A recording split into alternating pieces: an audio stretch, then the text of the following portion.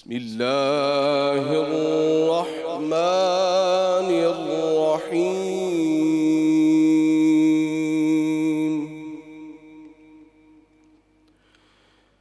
वक़ाल या बनिय्य ला तदख़ुलू मिन बाबिन वाहिदिन वदख़ुलू मिन अबवाबिन मुतफ़र्रिक़ह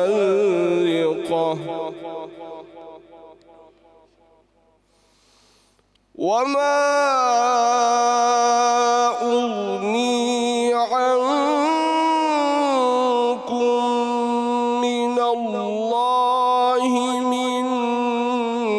शैइन इनिल हुक्मु इल्ला लिल्लाह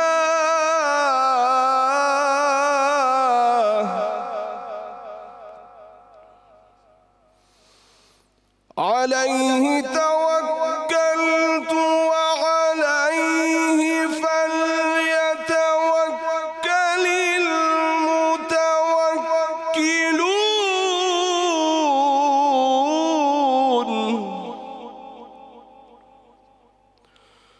वलम्मा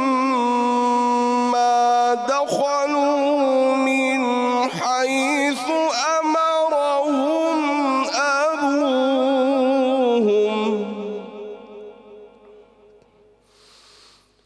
मा कान युगनी अन्हुम मिनल्लाहि मिन शैइन इल्ला हाजतन फी नफ्सि याक़ूब क़ज़ाहा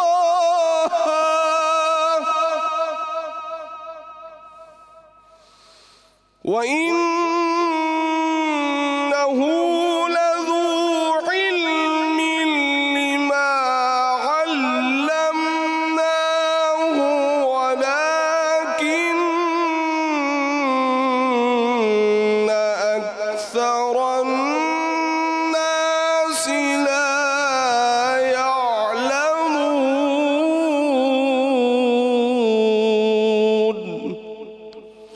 सदक़ल्लाहुल अलीयुल अज़ीम।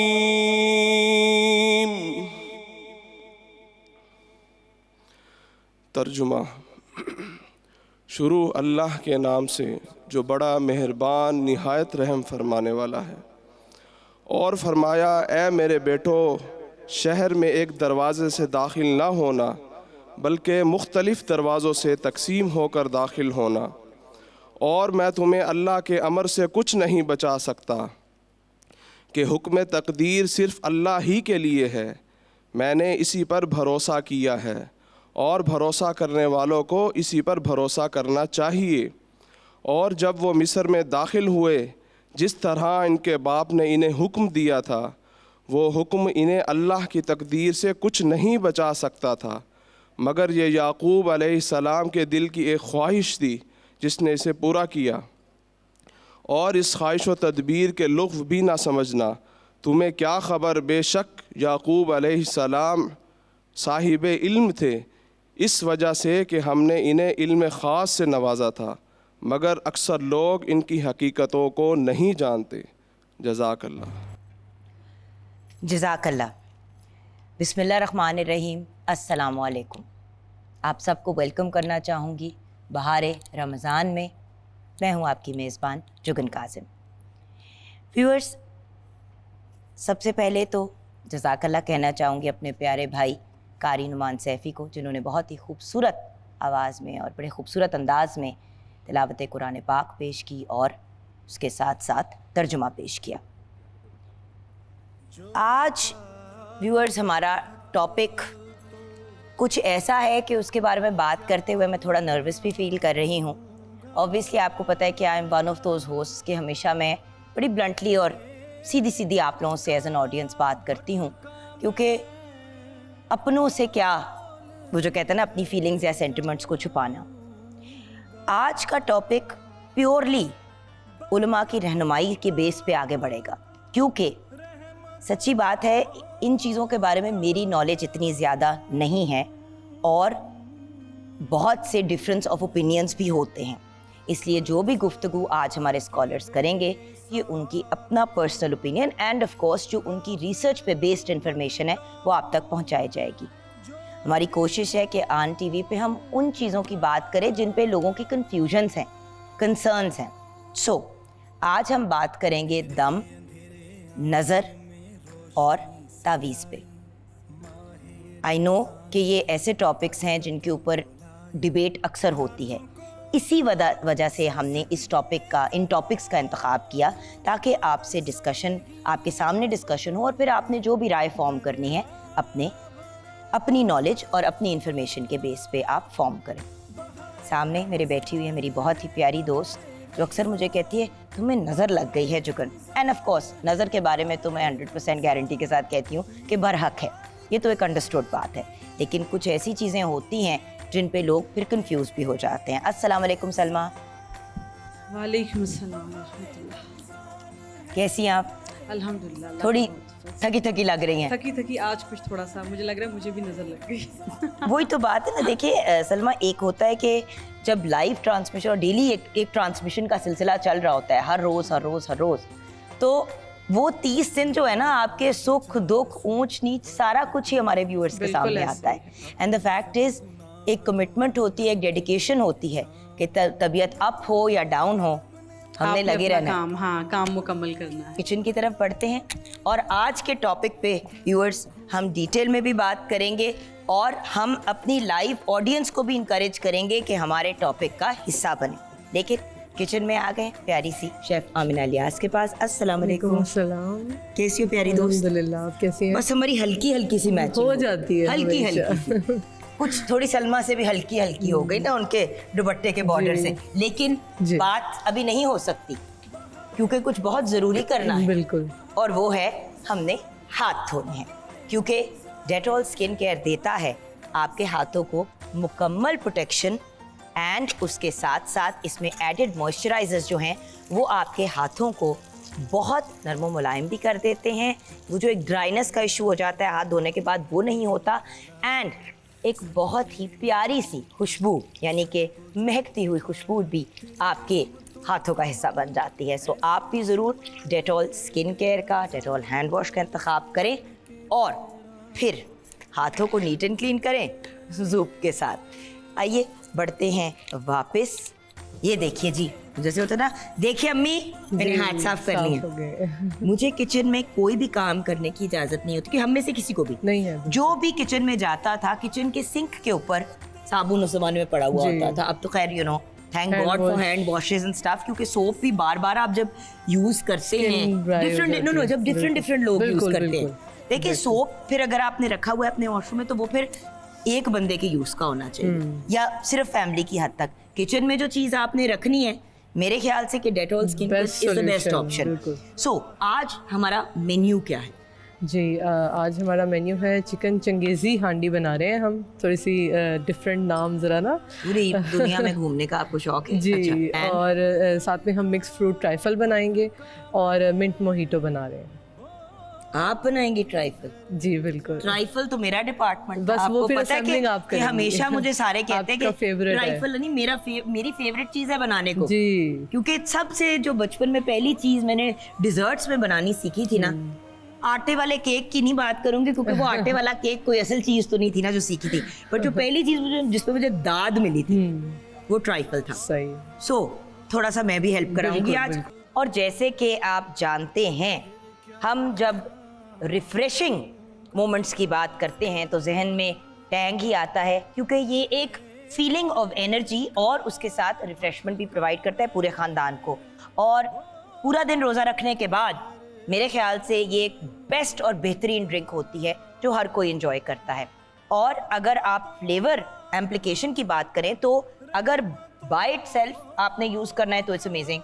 मैंगो फ्लेवर बहुत मज़े का है, ऑरेंज हर बंदे का फेवरेट है, and one of my favourites the lemon pepper flavour, ये बहुत ही मज़े का है और आप भी ज़रूर ट्राई कीजिएगा। बल्कि इसकी हम एक वेरिएशन बनाते हैं। बड़ी दफ़ा ऐसा होता है कि लोग नींबू पानी पीना चाहते हैं इफ्तार के वक्त और आप उसको थोड़ा एक्स्ट्रा रिफ्रेशिंग बनाना चाहते हैं, तो उसकी हम एक रेसिपी शेयर करना चाहेंगे। जी बताइए आमना कि हमने इसको जो है वो, और बाय द वे इसमें विटामिन सी, डी और जिंक भी शामिल है।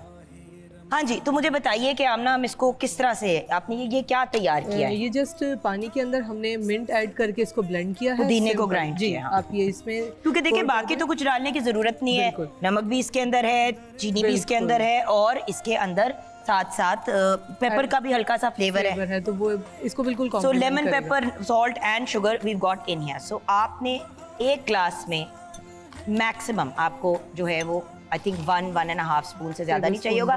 देखिए हर बंदे का अपना एक टेस्ट होता है, कुछ लोग ज्यादा मीठा लेते हैं, कुछ लोग कम मीठा लेते हैं, तो वो आप अपने फ्लेवर के हिसाब से डाल लें। ठीक है, इसके अंदर आपने ये पोर कर दिया और ये आपकी बाय इटसेल्फ एक मिंट मार्गरीटा तैयार हो गई।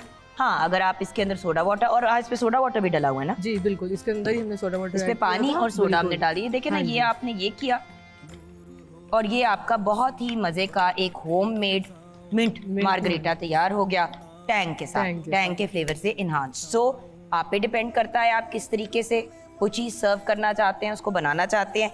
मेरी एडवाइस हमेशा यही होती है कि जितना ज़्यादा आप किसी चीज़ को प्यार से वेरिएशन के साथ, I mean to be honest, tang by itself is more than enough.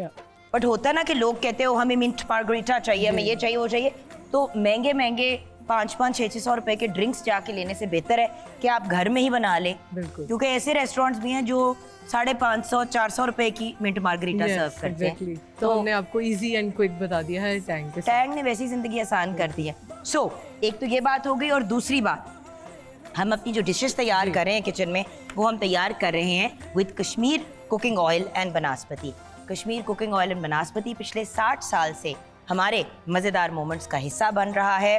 और जो भी ओकेजन हो, खुशी हो, गम हो, अप डाउन व्हाटएवर, इन सब के मामलात में एक ही बात नजर आम पे आती है कि कश्मीर कुकिंग ऑयल एंड बनास्पति जिंदगी को आसान बनाता है। सो बढ़ते हैं वापस मेन स्टेज की तरफ, जहाँ पे अरबाज खान हमारा इंतजार कर रहे हैं। डॉक्टर ज़ैनब गोंदल पता नहीं इंतजार कर रही हैं कि नहीं कर रही, बट सेट पे जरूर बैठी हुई हैं। अरे आप लोग तो आ भी गए, हम बस कश्मीर कुकिंग ऑयल एंड बनास्पति अभी डाल रहे थे अपने फ्राई पैन के अंदर, क्योंकि हम अब बनाने जा रहे हैं, फ्राई करने जा रहे हैं सबरोसो के चिकन समोसे। वैसे तो सबरोसो के सारे ही प्रोडक्ट्स एब्सोल्युटली अमेजिंग हैं, लेकिन अगर आप बात करें इनके चिकन समोसों की, तो I have to tell you they are absolutely delicious. And spring rolls भी इनके जो फ्रेशली लॉन्च्ड हैं वो भी बहुत मज़े के हैं।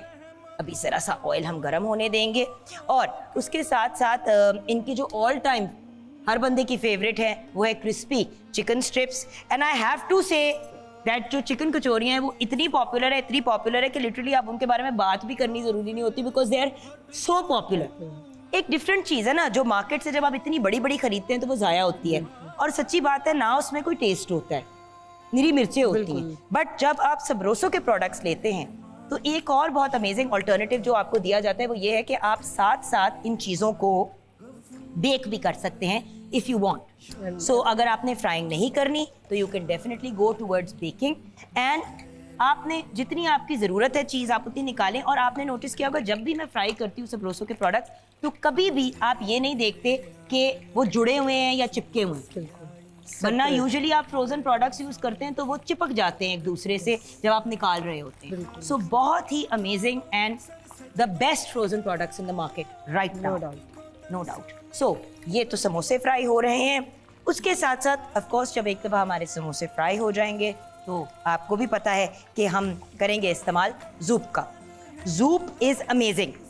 ये एक बहुत ही हेल्दी ऑप्शन है उन लोगों के लिए जो गिल्ट फ्री ईटिंग करना चाहते हैं, क्योंकि ये 260 कैलोरीज अब्जॉर्ब कर लेता है एक्स्ट्रा ऑयल की।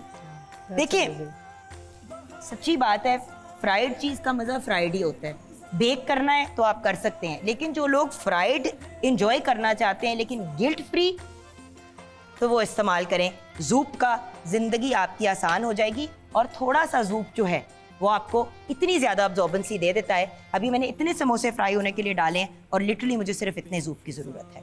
सो आप भी ज़ूब का इंतखाब करें और रमज़ानुल मुबारक में नहीं बल्कि पूरा साल इसको इस्तेमाल करें। हमारे किचन का तो ये एब्सोल्यूट फेवरेट आइटम है। अच्छा, नेक्स्ट हम क्या बनाने लगे हैं? जी नेक्स्ट अभी आप करशी जामे शीरी की तरफ आ जाएंगे, इसका ड्रिंक बनाएंगे हम। और तब तक कि आपको मैं जो हांडी बनाई है हमने इसका ब्रीफली बता देती हूँ। जो हमने हांडी बनाई है इसके लिए हमने चिकन ले लिया था, सब्रोसो का हमने बोनलेस चिकन लिया था। इसको हमने चिकन को मैरिनेट करके इसको हमने सेपरेटली कुक कर लिया। इसका दूसरा ऑप्शन ये होता है, इसे हम बेक भी कर सकते हैं। योगर्ट के साथ स्पाइसेस लगा के हमने इसको बेक कर लेंगे या फिर आप इसको पैन में कुक कर लें। देन दूसरी तरफ आपने प्याज, लहसुन, अदरक और इसमें कश्मीरी लाल मिर्च हम लेंगे, वो लेके उसको हमने अलग से भून के देन उसका एक पेस्ट बना लेना है। उसके अंदर हमने बादाम ऐड किए हैं, काजू ऐड किया है। उसको हम पैन में कश्मीरी कुकिंग ऑयल के साथ अच्छे से भून लेंगे और देन फिर उसके अंदर हम अपना बेक किया हुआ चिकन ऐड कर लेंगे। और ये जब तक ऑयल थोड़ा ऊपर आ जाएगा, चंगेज़ी हांडी तैयार है। ये क्या है?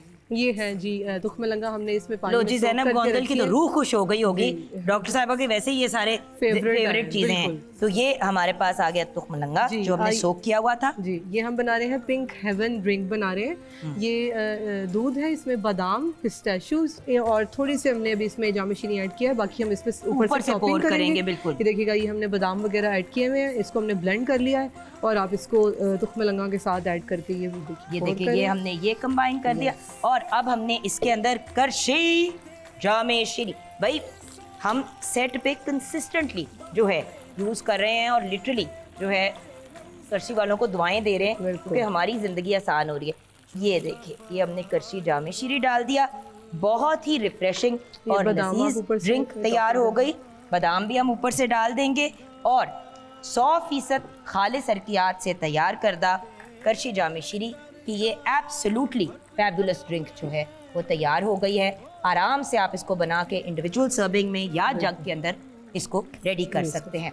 और देखते ही देखते समोसे भी तैयार हो गए हमारे और हम इनको डिश आउट करेंगे ज़ूप के ऊपर, जो 260 तक कैलोरीज जो है अब्जॉर्ब कर लेगा।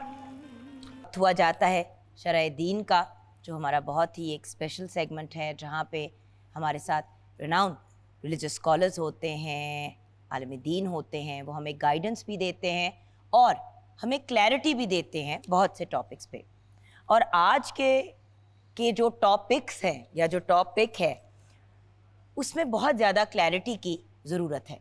सो हम बात करेंगे दम की, हम बात करेंगे नज़र की, तावीज़ की और उसके बाद एंड में जादू की भी, क्योंकि ये सारी चीज़ें इंटरकनेक्टेड नहीं हैं, लेकिन क्वेश्चन मार्क्स ऑलमोस्ट सब के बारे में हर इंसान को किसी ना किसी स्टेज पे रहे हैं, मेरे भी हैं।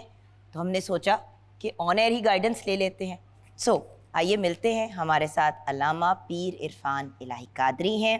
अस्सलामु अलैकुम। वालेकुम अस्सलाम व रहमतुल्लाहि व बरकातुहू। और अल्लामा डॉक्टर अमजद अली जाफरी। अस्सलामु अलैकुम। वालेकुम अस्सलाम व रहमतुल्लाहि व बरकातुहू। सबसे पहले तो दम, जैसे कि हम पहले बात कर रहे थे कि एक तो दुरूद पाक है ना जो हम पढ़ते हैं, और एक दम के साथ दुरूद का वर्ड वैसे ही लोग लगा देते हैं, दम दुरूद। इसके बारे में आप लोग क्या कहना चाहेंगे? जी अल्लाह। बिस्मिल्लाहिर्रहमानिर्रहीम। मौला सल्लि व सल्लिम दाइमन अबदा अला हबीबिका खैरिल खल्क़ि कुल्लिहिम। अल्लाहु काफ़ी कसत्तुल काफ़ी वजत्तुल काफ़ी कफ़ानिल काफ़ी लिकुल्लि काफ़ी वलिल्लाहिल हम्द। बहुत शुक्रिया। बहुत अहम और ख़ूबसूरत मौजू का आपने चुनाव किया है, जिसकी हमें बड़ी ख़ास ज़रूरत है और दीन इस्लाम के अंदर भी इसकी तौज़ीहात मौजूद हैं। जैसा कि प्रोग्राम की इब्तिदा में जो तिलावत हुई उसमें भी कुरान मजीद में भी ये वाक़या मौजूद है। ये तारीख़ अंबिया से जुड़ा हुआ है कि हज़रत याकूब अलैहिस्सलाम ने अपने बेटों से फ़रमाया कि जब तुम यूसुफ़ अलैहिस्सलाम से मिलो तो सारे एक दरवाजे से अपना जो है ना अंदर ना जाना इकट्ठे। वो 11 बेटे थे, उन्होंने कहा इकट्ठे ना जाना ताकि किसी की नज़र ना तुम्हें लग सके। अब चूँकि पहली बात यह है कि बीमारी कौन सी लगती है, फिर उस पर दम कैसे किया जाता है। दो चीज़ें हैं ना, पहले बीमारी है उसके बाद इलाज है। शिफा अल्लाह रब्बुल इज़्ज़त की तरफ से है और बीमारी भी अल्लाह रब्बुल इज़्ज़त की तरफ से है। अब दम जो हम करते हैं इसमें कुरान मजीद की आयात को पढ़ा जाता है।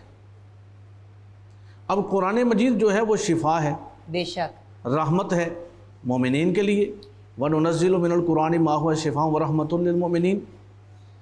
अब यहाँ जो दम कुरान और सुन्नत के मुताबिक किया जाए, कुरान मजीद की आयात सूरह मुक़द्दसा पढ़ के किया जाए, जैसे कि रसालत माब सल्लल्लाहु अलैहि वसल्लम से भी ये बात मिलती है। सही मुस्लिम शरीफ की रिवायत है कि हुजूर सैयद आलम सल्लल्लाहु अलैहि वसल्लम रात को सोते वक़्त सूरह इखलास और मुअव्वज़तैन सूरह फलक और सूरह वन्नास इनकी तिलावत फरमाते, अपने दोनों हाथों पर दम फरमाते, यानी फूंक मार लेते, दम फरमाकर अपने पूरे बदन अतहर पर फेर लेते। और ये भी रिवायत मिलती है कि आखिरी वक्त में जब हुजूर अलैहिस्सलातु वस्सलाम कमज़ोरी के आलम में थे तो हज़रत उम्मुल मोमिनीन सैयदा तय्यबा ताहिरा जो है आयशा सिद्दीक़ा रज़ियल्लाहु ताला अन्हा से हुजूर ने फरमाया, उन्होंने सूरह इखलास, सूरह फलक, सूरह वन्नास पढ़कर हुजूर के हाथों पर दम फरमाया और हुजूर ने अपने बदन अतहर पर फेर लिया। तो जी, दम एक ऑथेंटिक चीज़ है, बेशक, लेकिन करने का तरीका जी बहुत इम्पोर्टेंट है। कि वही वाली बात है ना कि किसी भी बीमारी का अगर आपने इलाज की तरफ जाना है, अगर सही तरीके से नहीं इलाज करेंगे तो उसका असर भी कोई नहीं होगा और शायद उसका नेगेटिव साइड इफ़ेक्ट हो जाए कोई। बिल्कुल ठीक है। नमस्कार। अर्ज़ खिदमत ये है कि औज़ु बिल्लाहि मिनश शैतानिर रजीम, बिस्मिल्लाहिर रहमानिर रहीम। कुरान करीम जैसा कि अल्लाह साहब ने आयत भी तिलावत फरमाई कि शिफ़ा है। अब ये इंसान हिफ्ज़ करे तब भी उसके लिए शिफ़ा है, इसको पढ़े तब भी शिफ़ा है, और तमाम मवारद में इसको अच्छे तरीक़े से, अच्छी नीयत से जब इस्तेमाल करेगा कुरान को हिदायत से लेकर तमाम शिफ़ा के लिए, तो उसको इसका फ़ायदा हासिल होगा। अब हमने देखना है 3-4 इसके बारे में गुफ्तगू हैं। सबसे पहले तो बाज़ तबक़ात माशरे में ऐसे मौजूद हैं कि जो इसको कंडेम करते हैं, कहते हैं जी दम दरूद कोई हकीकत नहीं है, मना है, हराम है, बिदअत है, फ़लाँ है। तो इस वाले से वाज़ेह सी बात यह है कि कुरान करीम को जो है अच्छी नीयत से पढ़ना किसी भी जगह पर जो है वो इंसान के लिए शिफा का बायस बनता है। एक दलील आम मौजूद है इस पर। उसके बाद अगला इसका यह है कि कैसे इसे अंजाम दिया जाए। सबसे पहले फ़र्क करना चाहिए कि वो दुआएं और वो जो है ज़िक्र व अज़कार, वो औराद जो कि मसनून हैं, जो कि रवायात में वारद हुए हैं रसूल अकरम सल्लल्लाहु अलैहि वसल्लम से भी और उनकी आले पाक से भी, उनको पढ़ना जो है वो मूजिब शफ़ा है। अच्छा, मेरा जो एक कंसर्न होता है, देखिए हमारी आवाम बहुत मासूम है और बहुत प्यारे लोग हैं। सिंपल सी बात है, घर में कोई बुज़ुर्ग हो, उनको अगर कोई आके कहता है आपको तकलीफ़ बहुत है ना, आपके कंधे में बहुत तकलीफ़ है, आप दम कराएं, फ़लाँ शख्स को हम जानते हैं, आप उनसे जाके दम कराएं। अच्छा, मासूमियत में चले गए वहाँ पे दम कराने के लिए, उन्होंने कहा जी इतना आपने इसके पैसे या जो भी चीज़ देनी है, और दम किया, साथ में कोई 2-4 चीज़ें पकड़ाई और उनको भेज दिया। मैं इस चीज़ के बारे में क्लैरिटी, देखिए माँ अपने बच्चे पे दम करे समझ आती है, जैसे कि कहा कि आपकी वाइफ आपके ऊपर दम करे समझ आती है, हस्बैंड अपनी वाइफ पे, आप समझ रहे हैं, इन ताल्लुकात की हद तक तो समझ आती है। बाहर जाके लोगों से दम करवाने के बारे में मुझे क्लैरिटी दें। जी बिल्कुल, इसके बारे में बल्कि हम ब्रेक के बाद बात करेंगे, क्योंकि हो ये रहा है कि व्यूअर्स, लोगों की मासूमियत का कभी कभी नाजायज़ फ़ायदा भी उठाया जाता है।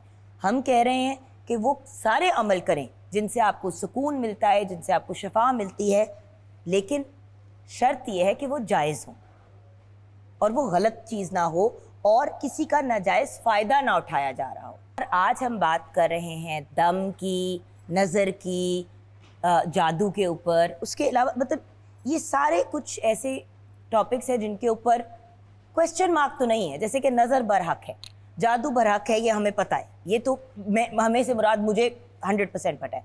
दम भी, जैसे कि आपने अभी ब्रेक से पहले एक्सप्लेन किया कि देखिए अगर कुरानी आयात और प्रॉपर तरीके से आप करें तो सेंस बनती है। लेकिन उन लोगों का क्या अलामा साहब जिन्होंने ये बिज़नेस बनाई हुई है एक तरह से? देखिए जी, इसका बिज़नेस करना और जगह जो है अपनी जगह है, लेकिन ऐसा मुत्तकी शख्स साहिब शरा जो कि कुरान और सुन्नत के मुताबिक अपनी ज़िंदगी गुजारने वाला हो, कुरान मजीद का आलिम हो, बाअमल हो, और ऐसा अल्लाह का वली कामिल जिस पर अल्लाह रब्बुल इज़्ज़त के अनवार व तजल्लियात की बरखा बरस रही हो, और जिसने अपने अल्लाह को राज़ी किया हो वामुर बिल मारूफ़ व नहा अनिल मुनकर के तहत वो कुरान और सुन्नत के मुताबिक अपनी ज़िंदगी गुजारता हो, ऐसे शख्स से दम करवाना ये भी अच्छी बात है। उसकी वजह यह है कि वो साहिब तकवा है, साहिब कुरान और सुन्नत की तालीमात पे अमल करता है, हर वक्त बावुज़ू रहता है। ऐसे शख्स से आप दम करवाएं, ज़रूर करवाना चाहिए। और हाँ, एक ऐसा शख्स जो कि बतौर कारोबार तावीज़ देता है या दम करता है, फिर उसके पैसे लेता है, चूँकि दम जो है ये कुरान व हदीस है, ये नबी पाक अलैहिस्सलातु वस्सलाम की मसनून दुआएं हैं। ये जो है हज़रत मौला कायनात अली उल मुर्तज़ा शेर खुदा करम अल्लाह वजुल करीम के क्योंकि भैया कुरान पाक में बड़ी दफ़ा ये 4-5 जगह पे ये बात कुरान पाक को एक बाइसे शिफा, एक बेशक एक हीलिंग प्रॉपर्टीज़ के पॉइंट ऑफ व्यू से भी, मेडिकली हीलिंग प्रॉपर्टीज़ के पॉइंट ऑफ व्यू से भी बात की। हमारा रूहानी इलाज तो करता है लेकिन जिस्मानी भी करता है। बेशक बेशक ऐसे ही। मैं आपको बता नहीं सकती हूँ, जब मेरी तबीयत ख़राब होती है, मुझे माइग्रेन होती है, मैं या सूरह बकरा सुनती हूँ या सूरह रहमान। अब ये एक बचपन का अमल है क्योंकि अम्मी सुनाती थी, तो अब वो एक हिस्सा बन गया। देखिए, शिफा तो मिलती ही मिलती है कुरान पाक से, लेकिन लोग फाइनेंशियल जब इसको एक बिजनेस बनाने की कोशिश करते हैं, तब मुझे थोड़ा सा गिला होता है कि भाई अच्छा बंदा हो, आप खुद पढ़ के अपने ऊपर दम कर लें, या आपकी माँ का। देखिए, माँ से ज़्यादा तो कोई आपके लिए दिल से दुआ नहीं कर सकता ना, माँ और बाप से ज़्यादा। मेरे क़िबला आलम मेरे जद्द आला हज़रत ख्वाजा सूफ़ी अल्लाह रखा शाह कलंदर रहमतुल्लाह ताला अलैह, आप फरमाया करते थे कि हर गुनहगार की सज़ा के बाद माफ़ी हो जाएगी, लेकिन जो रसूल खुदा सल्लल्लाहु अलैहि वसल्लम का रूप धार कर फिर मासूम आवाम के साथ धोखा दही करता है, उसकी बख्शिश नहीं होगी। वो तो इसको कारोबार बना लेता है, और कारोबार तो बेशुमार लोग कर रहे हैं। हज़रत देखें, हज़रत इमाम जाफ़र सादिक 100 जायज़ कारोबार है करने को, ये किस किस्म का कारोबार है कि रब के नाम पे आप लोगों को। हज़रत इमाम जाफ़र सादिक अलैहिस्सलाम, हज़रत अमीरुल मोमिनीन मौला अली शेर खुदा करमल्लाहु वजहुल करीम से दुआएं हैं, वज़ाइफ़ हैं, और आपने दम का हुक्म भी फरमाया। बल्कि इमाम जाफ़र सादिक अलैहिस्सलाम का फरमान आलीशान है कि अगर तुम्हें किसी का खौफ हो तो घर से निकलते वक़्त सूरह इखलास और सूरह वन्नास और सूरह जो है फलक की तिलावत करके निकलो, और अल्लाह रब्बुल इज़्ज़त तुम पर अपनी रहमतों का नज़ूल फरमाएगा। इसलिए अच्छा, एक और बात है, दम करने वाला हम तो अपने घर में भी, मतलब कि अब मैं घर की बात बता रही हूँ व्यूअर्स, के घर के चारों कोनों में हम जब भी किसी नई जगह कभी शिफ्ट होते हैं, व्हाटएवर, ये अगेन मैं बचपन से देखती आ रही हूँ जो घर में हो रहा है। देखिए, सूरह बकरा की जो तिलावत घर में एंटर होने से पहले ये वाली चीज़ें तो अच्छी चीज़ें हैं, और जितना ज़्यादा हम अपने आप को कुरान पाक से जोड़ेंगे, ओला से चलती आ रही। बिल्कुल।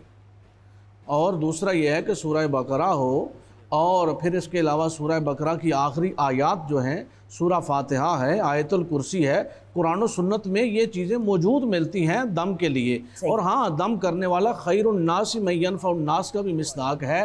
हुज़ूर अलैहिस्सलातु वस्सलाम ने फरमाया, बेहतरीन लोग वो हैं जो दूसरे लोगों को फ़ायदा पहुँचाते हैं। और हाँ, वो शख्स जिस पर अल्लाह की रहमत है, जिसने वज़ाइफ पढ़े हैं, हमा वक़्त उनमें हमागिरियत में रहता है, और ऐसा शख्स। और दूसरी बात यह है कि ये चीज़ दम करना जो है, हमारे अहले हदीस की कुतब में, देवबंद की कुतब में, आले सुन्नत की कुतब में, और अहले तशय्यो की कुतब में, तमाम कुतब में और मुफस्सरीन ने इस बात को लिखा है कि वो दम करें, और दम करना कुरान और सुन्नत के मुताबिक अच्छी बात है, और जो कुरान और सुन्नत के मुनाफी है उस दम से गुरेज किया जाए। फिर अल्लामा साहब, आपसे तो मैं देखिए, एक वक्त होता था कि माएँ बच्चों को जब सुला रही होती थी तो जितनी भी आयात आती थी, याद थी ज़बानी, वो पढ़ के अपने बच्चों पे फूंकती थी, दम करती थी अपने बच्चों के ऊपर। अब वो ज़माने कहाँ रहे? अब हम हर चीज़ जो है वो ऑनलाइन ढूंढ रहे होते हैं।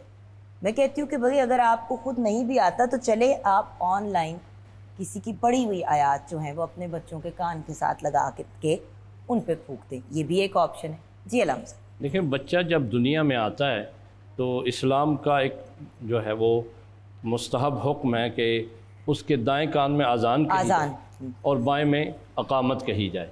तो अब जब इब्तदा ही अल्लाह के नाम से है, रसूलुल्लाह सल्लल्लाहु अलैहि वसल्लम के नाम से है, तो बाकी उसको फिर फ़ुरूआत दीन की तरफ भी दावत है, हय्या अलस्सलाह हय्या अलल फलाह, तो ये तमाम चीज़ें शुरू में ही इंस्टॉल की जाती हैं उसमें, और उसके मिजाज के मुताबिक, उसकी फ़ितरत के ऐन मुताबिक हैं। देखें, जब दम का असर कैसे होता है, इस पे हम थोड़ी गुफ्तगू करेंगे कि इंसान क्योंकि अल्लाह की फ़ितरत से दुनिया में आया है, बना ही फ़ितरत इलाही से है, और फ़ितरत इलाही जब कलाम इलाही से मिल जाती है तो उस वक्त उसके रंग जो हैं और ही हो जाते हैं, उसे शिफा और सुकून मिल जाता है। दम का फ़लसफ़ा ये है। लिहाजा इसके बारे में जैसे अल्लामा साहब ने फरमाया, तमाम कुतुब जो है वो मुस्लिमीन में ये मौजूद है। इमाम इब्न तैमिया ने फतावा इब्न तैमिया में जो है 19 नंबर जिल्द में बाकायदा दम करने के बारे में, तावीज़ लिखने के बारे में, गले में लटकाने के बारे में, पानी में घोल के पीने के बारे में, सब जो है उनकी मशरूइयत का जो है ऐलान किया है और उसको कहा ये जायज़ है। तो फिर अब तावीज़ की तरफ बढ़ने से पहले मैं एक्चुअली नज़र की इसलिए बात करना चाहूँगी क्योंकि नज़र बरहक है, ये अंडरस्टूड बात है, बट ऑब्वियसली इस पर आप हमें क्लैरिटी भी दें। और बहुत से लोग नज़र का तोड़ दम कहते हैं, तो मैं इसीलिए उसको कनेक्ट कर, ये मुमकिन है ना इसमें। तो अब नज़र क्या चीज़ है और ये कितनी, देखिए हर बंदा कहता है मुझे नज़र लग गई, मुझे नज़र लग गई, मुझे नज़र लग गई। आजकल तो बहुत ही कॉमन चीज़ है, जिसे मिलो को क्या हो गया, तबीयत ख़राब है, हाँ यार बड़ी बुरी नज़र लग गई है। अब बीमारी से ज़्यादा लोग कहते हैं नज़र लग गई है। तो क्या इतनी ज़्यादा नज़र लगती है और नज़र किस तरह पता चले कि आपको लगी है? थोड़ी सी हमें इस पर भी क्लैरिटी दें। ऐसा है कि इंसान के अंदर, अगर साइंस में भी जाएं आप, साइकोलॉजी में भी जाएं, एक असर मौजूद है कि कोई भी शय उस पर असर डालता है। एनर्जीज़ मसलन मैं अगर गुस्से की आंखों से देखूंगा बच्चे का या किसी का भी दिल दहल जाएगा। अगर मैं खुशी से देखूंगा, जैसे इमोजीज बनी हुई हैं ये व्हाट्सएप वगैरह पे, ये सारे एक्सप्रेशंस हैं। लिहाजा ये याद रखें कि नज़र भी इंसान के दिल से निकलती है। वो हसरत हो सकती है, वो हसद हो सकता है, वो बुग़्ज़ हो सकता है, वो कीना हो सकता है, वो अच्छाई हो सकती है, वो सारी चीज़ें दिल की हालात है। वो जब नज़र इंसान किसी पर डालता है, और यहाँ तक तहकीक हो चुकी है कि नज़र में इतनी ताकत मौजूद है कि नज़र से देखकर जो है उल्टा दे किसी चीज़ को। और कुरान करीम में भी है, सूरह कलम में, अय्यकादुल्लज़ीना कफ़रू यज़लिकूना बिअबसारिहिम, कि ए रसूल ये इनकी नज़रों में इतनी सख्ती है कि अगर ये आपको देखें तो मुमकिन है लड़खड़ा के आप गिर जाएं, लेकिन जब ये आपसे कुरान सुनते हैं तो उस वक्त ये कहते हैं कि ये मजनून है। लिहाजा पता ये चला कि नज़र का असर मौजूद है, नज़र सख्त असर करती है, इसमें कोई शक नहीं है। हाँ, इसका इलाज कैसे है वो एक दूसरी बहस है, उसको तरीके से जो है उसको करना पड़ेगा। हम ब्रेक की तरफ जाएंगे, ब्रेक के बाद नज़र के साथ कंटिन्यू करेंगे। एंड देन अक्सर लोग कहते हैं कि भाई इस बच्ची को तो, या इस बच्चे को बार बार नज़र लग जाती है, इसको तावीज़ पहना दें। और बड़ी दफ़ा ऐसा होता है कि आप किसी के पास दम कराने के लिए जाते हैं और आपको ये कहा जाता है कि ये जो चीज़ है ना, ये आप घोल के पी लें, और ये वाली चीज़ आप किसी चीज़ में बंद करके गले में पहन लें, या इसको किसी अंगूठी के नीचे लगा। बहुत सी डिफरेंट चीज़ें सुनी है। अब इतने अरसे से शोज़ कर रही हूँ कि बहुत इंटरेस्टिंग बातें भी सुनने को मिलती हैं। और ऑफ कोर्स जब इंसान सुनता है, अगर थिंकिंग माइंड हो तो आपके सवाल भी उठते हैं। तो ब्रेक के बाद हम नज़र पे भी क्लैरिटी लेंगे, तावीज़ के बारे में भी बात करेंगे, एंड ऑफ कोर्स जादू तो खैर हम सबको पता है कि एक बुरी चीज़ है, लेकिन एक्चुअली उसके साइड इफ़ेक्ट्स क्या हो सकते हैं और आपकी ज़िंदगी पे उसके क्या असर हो सकते हैं, हम इस पे भी बात करेंगे। कुछ ऐसी हो रही है कि इसमें ब्रेक लेना मेरे ख्याल से मुनासिब नहीं होगा। We should continue the topic जब तक क्लैरिटी ना मिले। एंड देन ऑफ कोर्स हमारे साथ जो लाइव ऑडियंस है, हमने उनसे भी सवाल लेने हैं, क्योंकि there are hundreds of questions और जवाब आपके पास ही हैं। जी अल्लामा साहब, हम बात कर रहे थे नज़र की। देखिए, असदुल्लाह गालिब इमामुल मशारिक़ वल मगारिब हल्लाल मुश्किलात वन नवाइब अमीरुल मोमिनीन हज़रत सय्यदना अली मुर्तज़ा शेर खुदा करमल्लाहु वजहुल करीम, आपका फरमान आलीशान है कि नज़र बद का लगना भी हक़ है और उसके लिए दम और तावीज़ का इस्तेमाल करना भी हक़ है। और हज़रत इमाम जाफ़र सादिक़ अलैहिस्सलाम की एक दुआ है, उन्होंने कुरान मजीद से जो बताई है, और हमारे सिलसिला आलिया में साहू चक शरीफ से जो शजरा मंजूम हम अपने मुरीदीन को देते हैं, उसके टाइटल पर हमने ये इमाम जाफ़र सादिक़ अलैहिस्सलाम की इस दुआ को लिखा है हमारे बुज़ुर्गों ने, आप फरमाते हैं कि जब तुम्हें नज़र बद लग जाए या ऐसी प्रॉब्लम में तुम शिकार हो जाओ तो फिर तो तुम क्या करो, 3 मरतबा ये पढ़ो, माशा अल्लाह ला कुव्वता इल्ला बिल्लाहिल अलिय्यिल अज़ीम। अब नज़र बद का लगना, एक सहाबी थे, वो गुस्ल जो अपन कर रहे थे, एक दूसरे शख्स ने उनको देखा, तो उनको देखकर उसने कहा कि कितना खूबसूरत बदन है तुम्हारा, मैंने आज तक नहीं ऐसा देखा। अब उन्होंने दूर से उस शख्स को देखा, अब उनको ऐसी नज़र बद इस वजह से लगी कि वो बेहोश होकर उसी जगह गिर पड़े। हुजूर सैयद आलम सल्लल्लाहु अलैहि वसल्लम ने फिर उस पर दम भी फरमाया और हुजूर ने नज़र उतारने का हुक्म भी इरशाद फरमाया। क्या तरीका है जी, वो मैं अर्ज करता हूँ। क्योंकि देखिए लोग बहुत सी चीजें करते हैं, कोई मिर्चे वारता है, कोई अंडा वार के फेंक देते हैं, कोई गोश्त लेके छत पे फेंक देते हैं, नमक है, चीलो नमक है, कुछ अगर ऑथेंटिक तरीका पता चल जाए तो मैं खुद भी एक माँ हूँ और सच्ची बात है, मुझे तो लगता है मेरी तो प्यार की नजर भी मेरे बच्चों को जब तो चीचियों वाला बच्चों पे प्यार आता है, कोई गिर जाता है, किसी को कुछ हो जाता है, तो मैं चाहती हूँ कि मैं अपने बच्चों को अपने आप से भी प्रोटेक्टेड रखूँ। सूरह फलक, सूरह वन्नास, ये जो कुरान और सुन्नत से हमें मिलती हैं, आयतुल कुर्सी है। अच्छा, हमारे बुजुर्गों ने इसका एक बड़ा खूबसूरत अमल बताया है, सूरह कौसर का 5 मरतबा पढ़ना। सूरह कौसर 5, सूरह कौसर 5 मरतबा पढ़ना, अव्वल आखिर दुरूद पाक। जी, अव्वल आखिर दुरूद पाक पढ़ के मेरे क़िबला आलम ने भी ये तजवीज़ फरमाया है। और दूसरा ये जो मिर्चों वाला है, ये भी चूँकि कदीम से चलता आ रहा है। अच्छा, ये नज़र के उतारने के मुख्तलिफ तरीक़ाकार इस्लाम से कबल भी मौजूद थे और हुज़ूर अलैहिस्सलातु वस्सलाम ने वो सारे मना नहीं फरमाए, उनमें कुछ चलते रहे, बल्कि हुज़ूर अलैहिस्सलातु वस्सलाम ने फरमाया कि ये ठीक ऐसे कर लिया करो। इसी तरह ये जो मिर्चों वाला है कि अगर आपको उसकी दांस मिले तो फिर ये समझे कि नज़र उतर चुकी है, और अगर ना मिले तो नज़र लगी हुई है। और दूसरे नंबर पर यह है कि अगर कोई साहिब तरीक़त है, वो दम करता है, तो दम करने के दौरान ही उसको पता चल जाता है कि इसको नज़र है, हसद है, या बुरी नज़र लगी है, या इस पर कुछ जो है ना असरात मौजूद हैं। तो ये तमाम चीज़ें जो बंदा कर रहा होता है दम, उनकी अपनी तबीयत खराब होनी शुरू हो जाती है, उनको खुद तकलीफ होनी शुरू हो जाती है। बिल्कुल ऐसा ही है, उसको मालूम होता है और उससे वो इलाज करवाना ये मसनून अमल है। हुज़ूर अलैहिस्सलातु वस्सलाम की बारगाह में ऐसे असहाब हाजिर होते थे कि ऐसा मसला हुआ है, बुखार हुआ है, फ़लाँ हुआ है, तो हुज़ूर अलैहिस्सलातु वस्सलाम कुरान मजीद की जो है आयात पढ़कर उनको दम फरमा दिया करते थे, नज़र उतर जाती। लेकिन अल्लामा साहब, कुछ लोग होते हैं जो हर चीज़ पे कहते हैं मुझे नज़र लग गई, मुझे नज़र लग गई, मुझे नज़र लग गई, मुझे नज़र, तुम्हें भी नज़र लग गई। ऐसे भी कुछ लोगों की एक तकिया कलाम होता है। ये हमारी एक रिलेटिव है, उनसे जब भी कोई मिलता है, अगर कोई कहता है कि हाँ मेरी खाला ये हो गया, ऐसी चीज़ हो गई, तुम्हें नज़र लगी है, तुम्हें बुरी नज़र लगी है, तुम ये करो, तुम वो कर। अच्छा, और जब उनसे मुलाकात कोई भी करता है वो कहती है उनको नज़र लगी हुई है। ये भी तो एक तकिया कलाम होता है ना कुछ लोगों का। अच्छा, इसमें यह है कि सबसे पहले तो इंसान को आलम वहमियात से निकलना चाहिए। हमारे माशरे में वहम भी बहुत ज़्यादा जो है वो मौजूद है कि छोटी छोटी बात पे हम शुरू कर देते हैं, बीमार हो गए हैं या मसलन फ़ौरन डॉक्टर पे चले जाए, दोनों मसलन बदनी में नज़र के साथ जादू भी, जादू उसमें भी कहा जाता है किसी ने तुम्हारे ऊपर कुछ कर रहा है कुछ। इसमें सबसे पहले तो इंसान के अपने अंदर इतनी ताकत मौजूद है, ये याद रखे, दम करने के सिलसिले में भी सब में जो मैंने तहकीक की है और इस फ़न में थोड़ा काम भी किया है, सबसे पहले इंसान जो दुआ करता है अपने हक़ में भी और दूसरों के हक़ में भी कुरानी आयात पढ़ता है। मसलन सूरह अल-हम्द का 7 मरतबा अव्वल व आखिर दुरूद शरीफ के साथ पढ़ना बहुत मुअस्सिर है। फिर 70 मरतबा पढ़ना उससे भी ज़्यादा मुअस्सिर है। ऐसे मरीज़ जो कि बहुत ही बदनी इतबार से भी और रूहानी इतबार से भी मरीज़ थे, उनका जब पढ़ा गया है तो उनको हयात मिल गई है, बिल्कुल एंड पे पहुँचे हुए थे।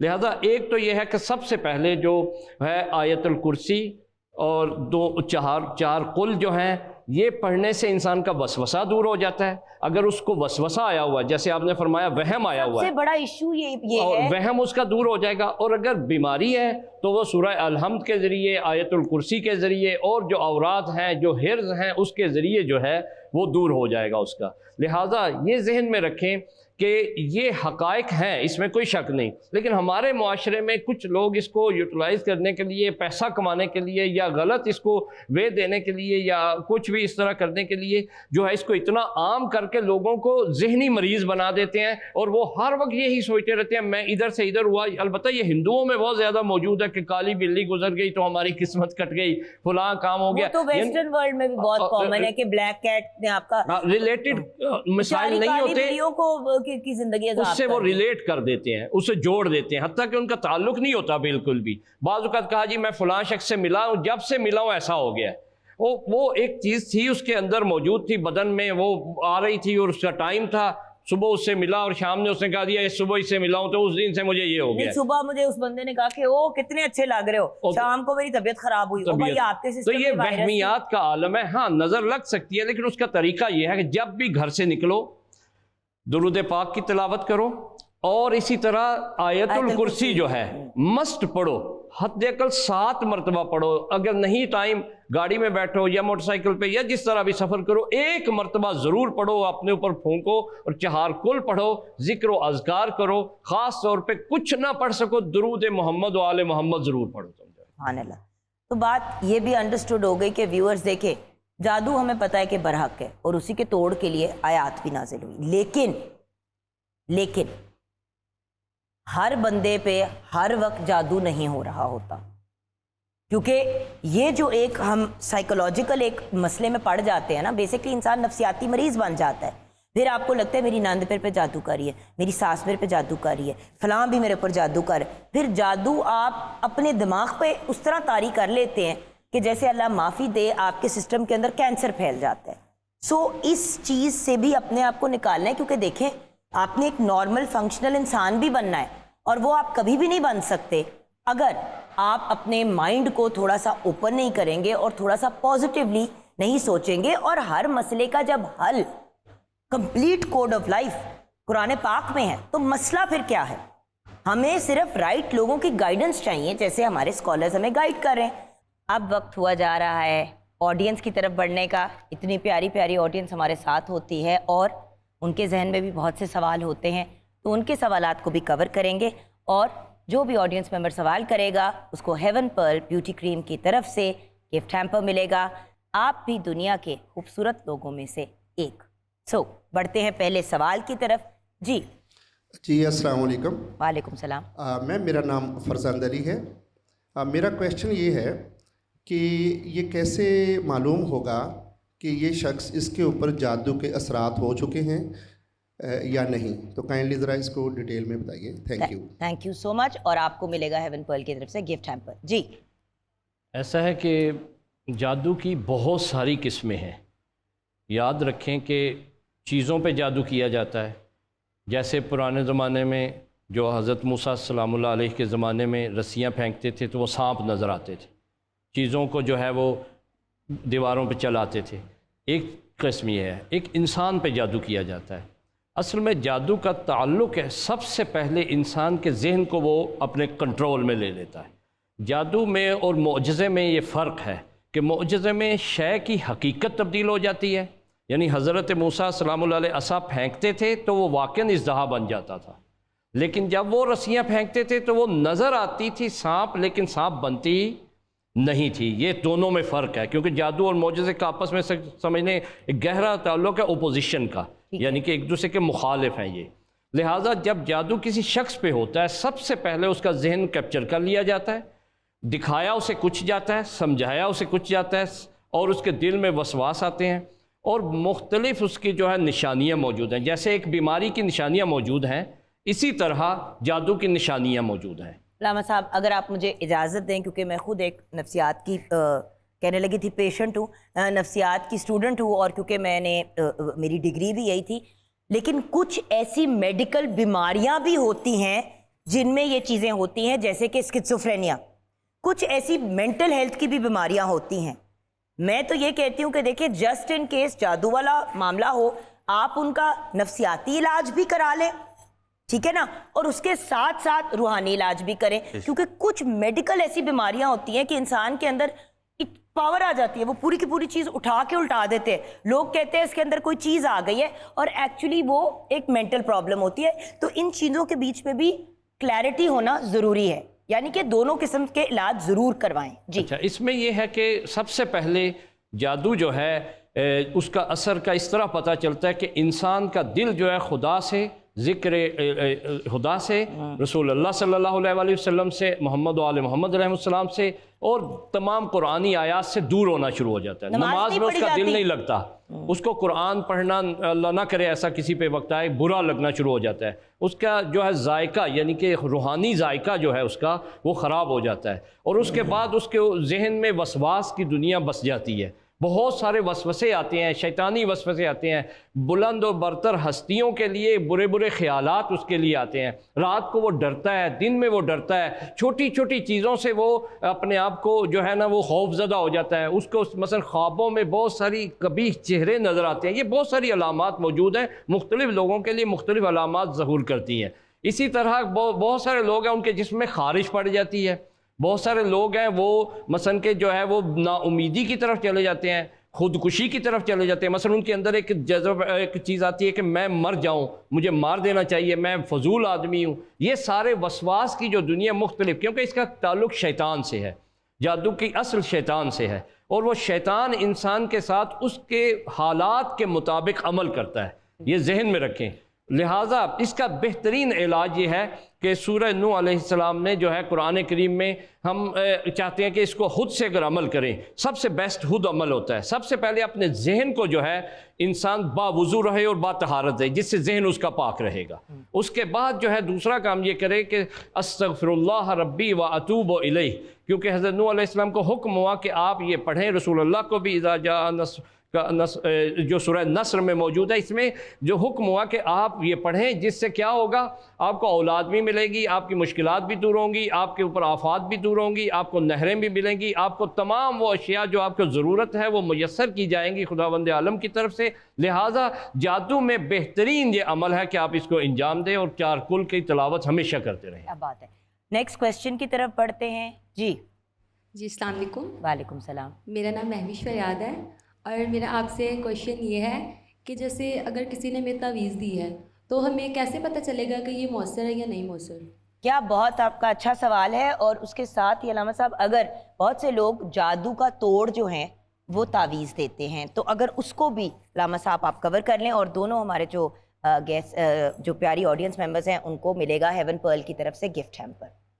जी बिल्कुल। देखें, मसला ये है कि जिससे आप इलाज करवाते हैं हर किसी का इलाज मुख्तलिफ होगा, क्योंकि जिस तरह दम हम करते हैं ना, कलामुल्लाह पढ़ते हैं, एक है कलामुल्लाह और एक है किताबुल्लाह। कलामुल्लाह तो हमने कलाम अल्लाह का जो पढ़ लिया, किताबुल्लाह वो है जो किताब की शक्ल में है। अब लिखने वाला जो आपको तावीज़ दे रहा है, वो जादू के लिए दे या नज़र बद के लिए दे, उसमें दो चीज़ें हैं। एक तो यह है कि या तो उस पर सूरह कुरान मजीद लिखी होगी, या फिर यह है कि उसके हरूफ अबजद, जो कि हरूफ अबजद निकाले जाते हैं, वो बसाओकात बाज़ सलासल के अंदर इसलिए लिखे जाते हैं कि ताकि कुरान मजीद की जो सूरह मुक़द्दसा हैं उनकी तौहीन ना हो, बेअदबी ना हो, वो नीचे गिरें तो उनसे गुनाह की तरफ ज़्यादातर जो है वो ना हो मामला, तो इसलिए वो हरूफ अबजद की सूरत में दिए जाएंगे। इसके लिए ऑथेंटिक और सबसे पहली और आखिरी बात यह है कि आप इलाज ही किसी ऐसे शख्स, ऐसे मुत्तकी परहेज़गार, किसी वली कामिल की बारगाह में जाएं कि जिनको अल्लाह रसूल के अहकामात का भी इल्म हो और वो कुरान और सुन्नत से आपका इलाज कर रहे हो। जैसे कि हमारे सिलसिला आलिया में सूरह बकरा जो है वो हर रोज़ 7 मरतबा 7 दिन उस घर में पढ़ाई जाती है और अल्लाह के फजल व करम से जादू के असरात दूर हो जाते हैं। दूसरा यह है उस शख्स को सूरह कौसर का वजीफ़ा दिया जाता है।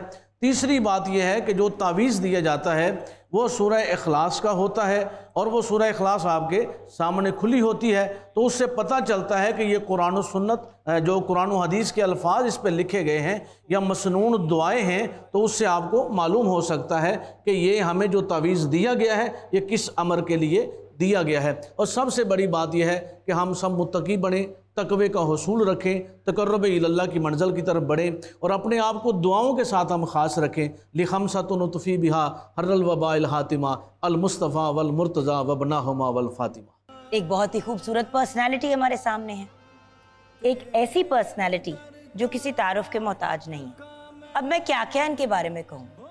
एक्टर हैं, डायरेक्टर हैं, एंकर हैं, मॉडल हैं, फिल्म इंडस्ट्री के एक बहुत इम्पोर्टेंट हिस्सा हैं। देन हमारी अगर आप रीजनल सिनेमा को भी देखें तो वहाँ के भी एक सुपर हीरो हैं। मैं बात कर रही हूँ आपके, मेरे, हम सब के फेवरेट, हमारे सुपरस्टार अरबाज खान की। अस्सलाम वालेकुम। वालेकुम अस्सलाम। अरबाज, दिन ब दिन आप मजीद हैंडसम होते जा रहे हैं, ये एक गिला आ रहा है आपके बारे में। और इसके लिए मैं हमेशा एक ही रवायती फिक्रा बोलता हूँ कि खूबसूरती जो है वो देखने वाले की आंख में होती है। Thank you. और कुछ नहीं करता, आई स्वेयर, मैं तो बड़ा एक सिंपल सी रूटीन नो है। But you take care of yourself, ये तो नहीं है क्या? I do take care of myself. मतलब- उसमें ये है कि मैं बिल्कुल ज़रा कुदरत की रूटीन के साथ चलता हूँ। रात की नींद, अर्ली सुबह उठना और दोपहर तक खाना खाना, या 3-4 बजे तक हार्डली, उसके बाद बिल्कुल नहीं खाना। ये बात खाते ही नहीं है। नहीं, मैं रात का तो खाना बिल्कुल नहीं खाता। I have skipped it for the last I think 3 to 4 years। क्योंकि आप जो रात को खाना खा के, क्योंकि अमूमन हम लोगों को आते हैं, हम लोग बड़े खुश खुराक लोग हैं, हम रात को भी ठूसते हैं और हमारी सबसे बड़ी इंजॉयमेंट खाना पीना होती मैं तो है। बताऊंगी नहीं ना कि रात को मैंने क्या क्या खाया है। नहीं सर, हम बाकायदा प्लान करते हैं। सुबह उठ के ब्रेकफास्ट प्लान होता है, फिर अभी ब्रेकफास्ट खा रहे होते हैं, तो नाश्ता दोपहर का खाना प्लान होता और है, रात का, ओके जी, रात को ये, और फिर उसके बाद भी कुछ हल्का फुल्का वो चलता है ना, तो उसके जैसे कि बाद मैंने कल किया।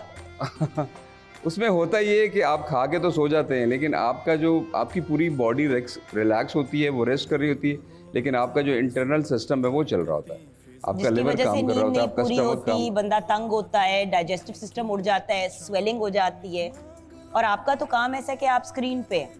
अगर आप अपनी हेल्थ का नहीं ख्याल रखेंगे तो वो चेहरे पे आ जाएगा, और चेहरे पे आएगा तो काम खराब होगा। और अबव ऑल ये सुन्नत रसूल है, हज़रत मोहम्मद सल्लल्लाहु अलैहि वसल्लम की ये सुन्नत थी कि वो दिन की रोशनी में खाते थे।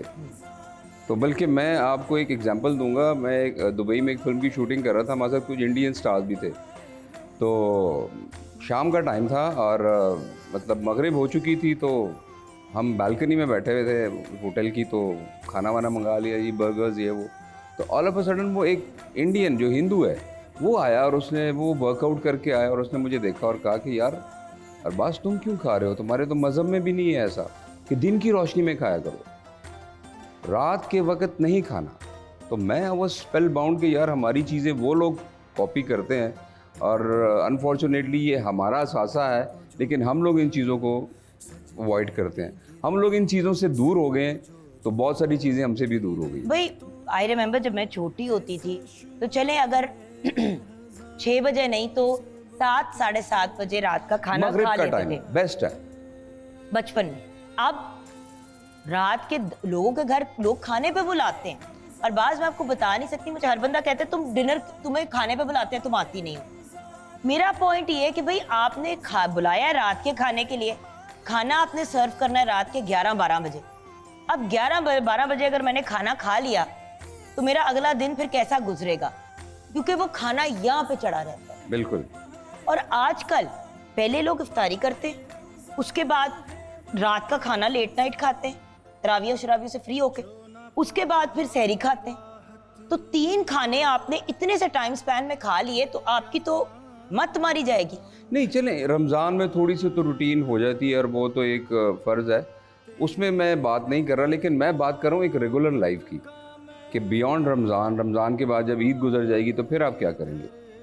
मतलब अगर आप रात की नींद नहीं लेते, आप दिन को जितना मर्जी सो लें, एक तो कभी आपको फ्रेशनेस नहीं आएगी, आपको वो एक रिलैक्सेशन नहीं फील होती जो अल्लाह ताला ने रात की नींद में रखी हुई है। और देखें ना कि जितने चरिंद हैं परिंद हैं वो रातों को अपने घोंसलों में चले जाते हैं, आराम करते हैं और दिन की रोशनी में अपना रिस्क तलाश करते हैं। तो हम लोग उसके बिल्कुल कॉन्ट्ररी हो गए हैं। तो जब आप कुदरत के अगेंस्ट चलते हैं तो आपका कोई भी सिस्टम सही नहीं चलता। क्या इतने ही कॉन्शियस थे अपने करियर के आगाज में?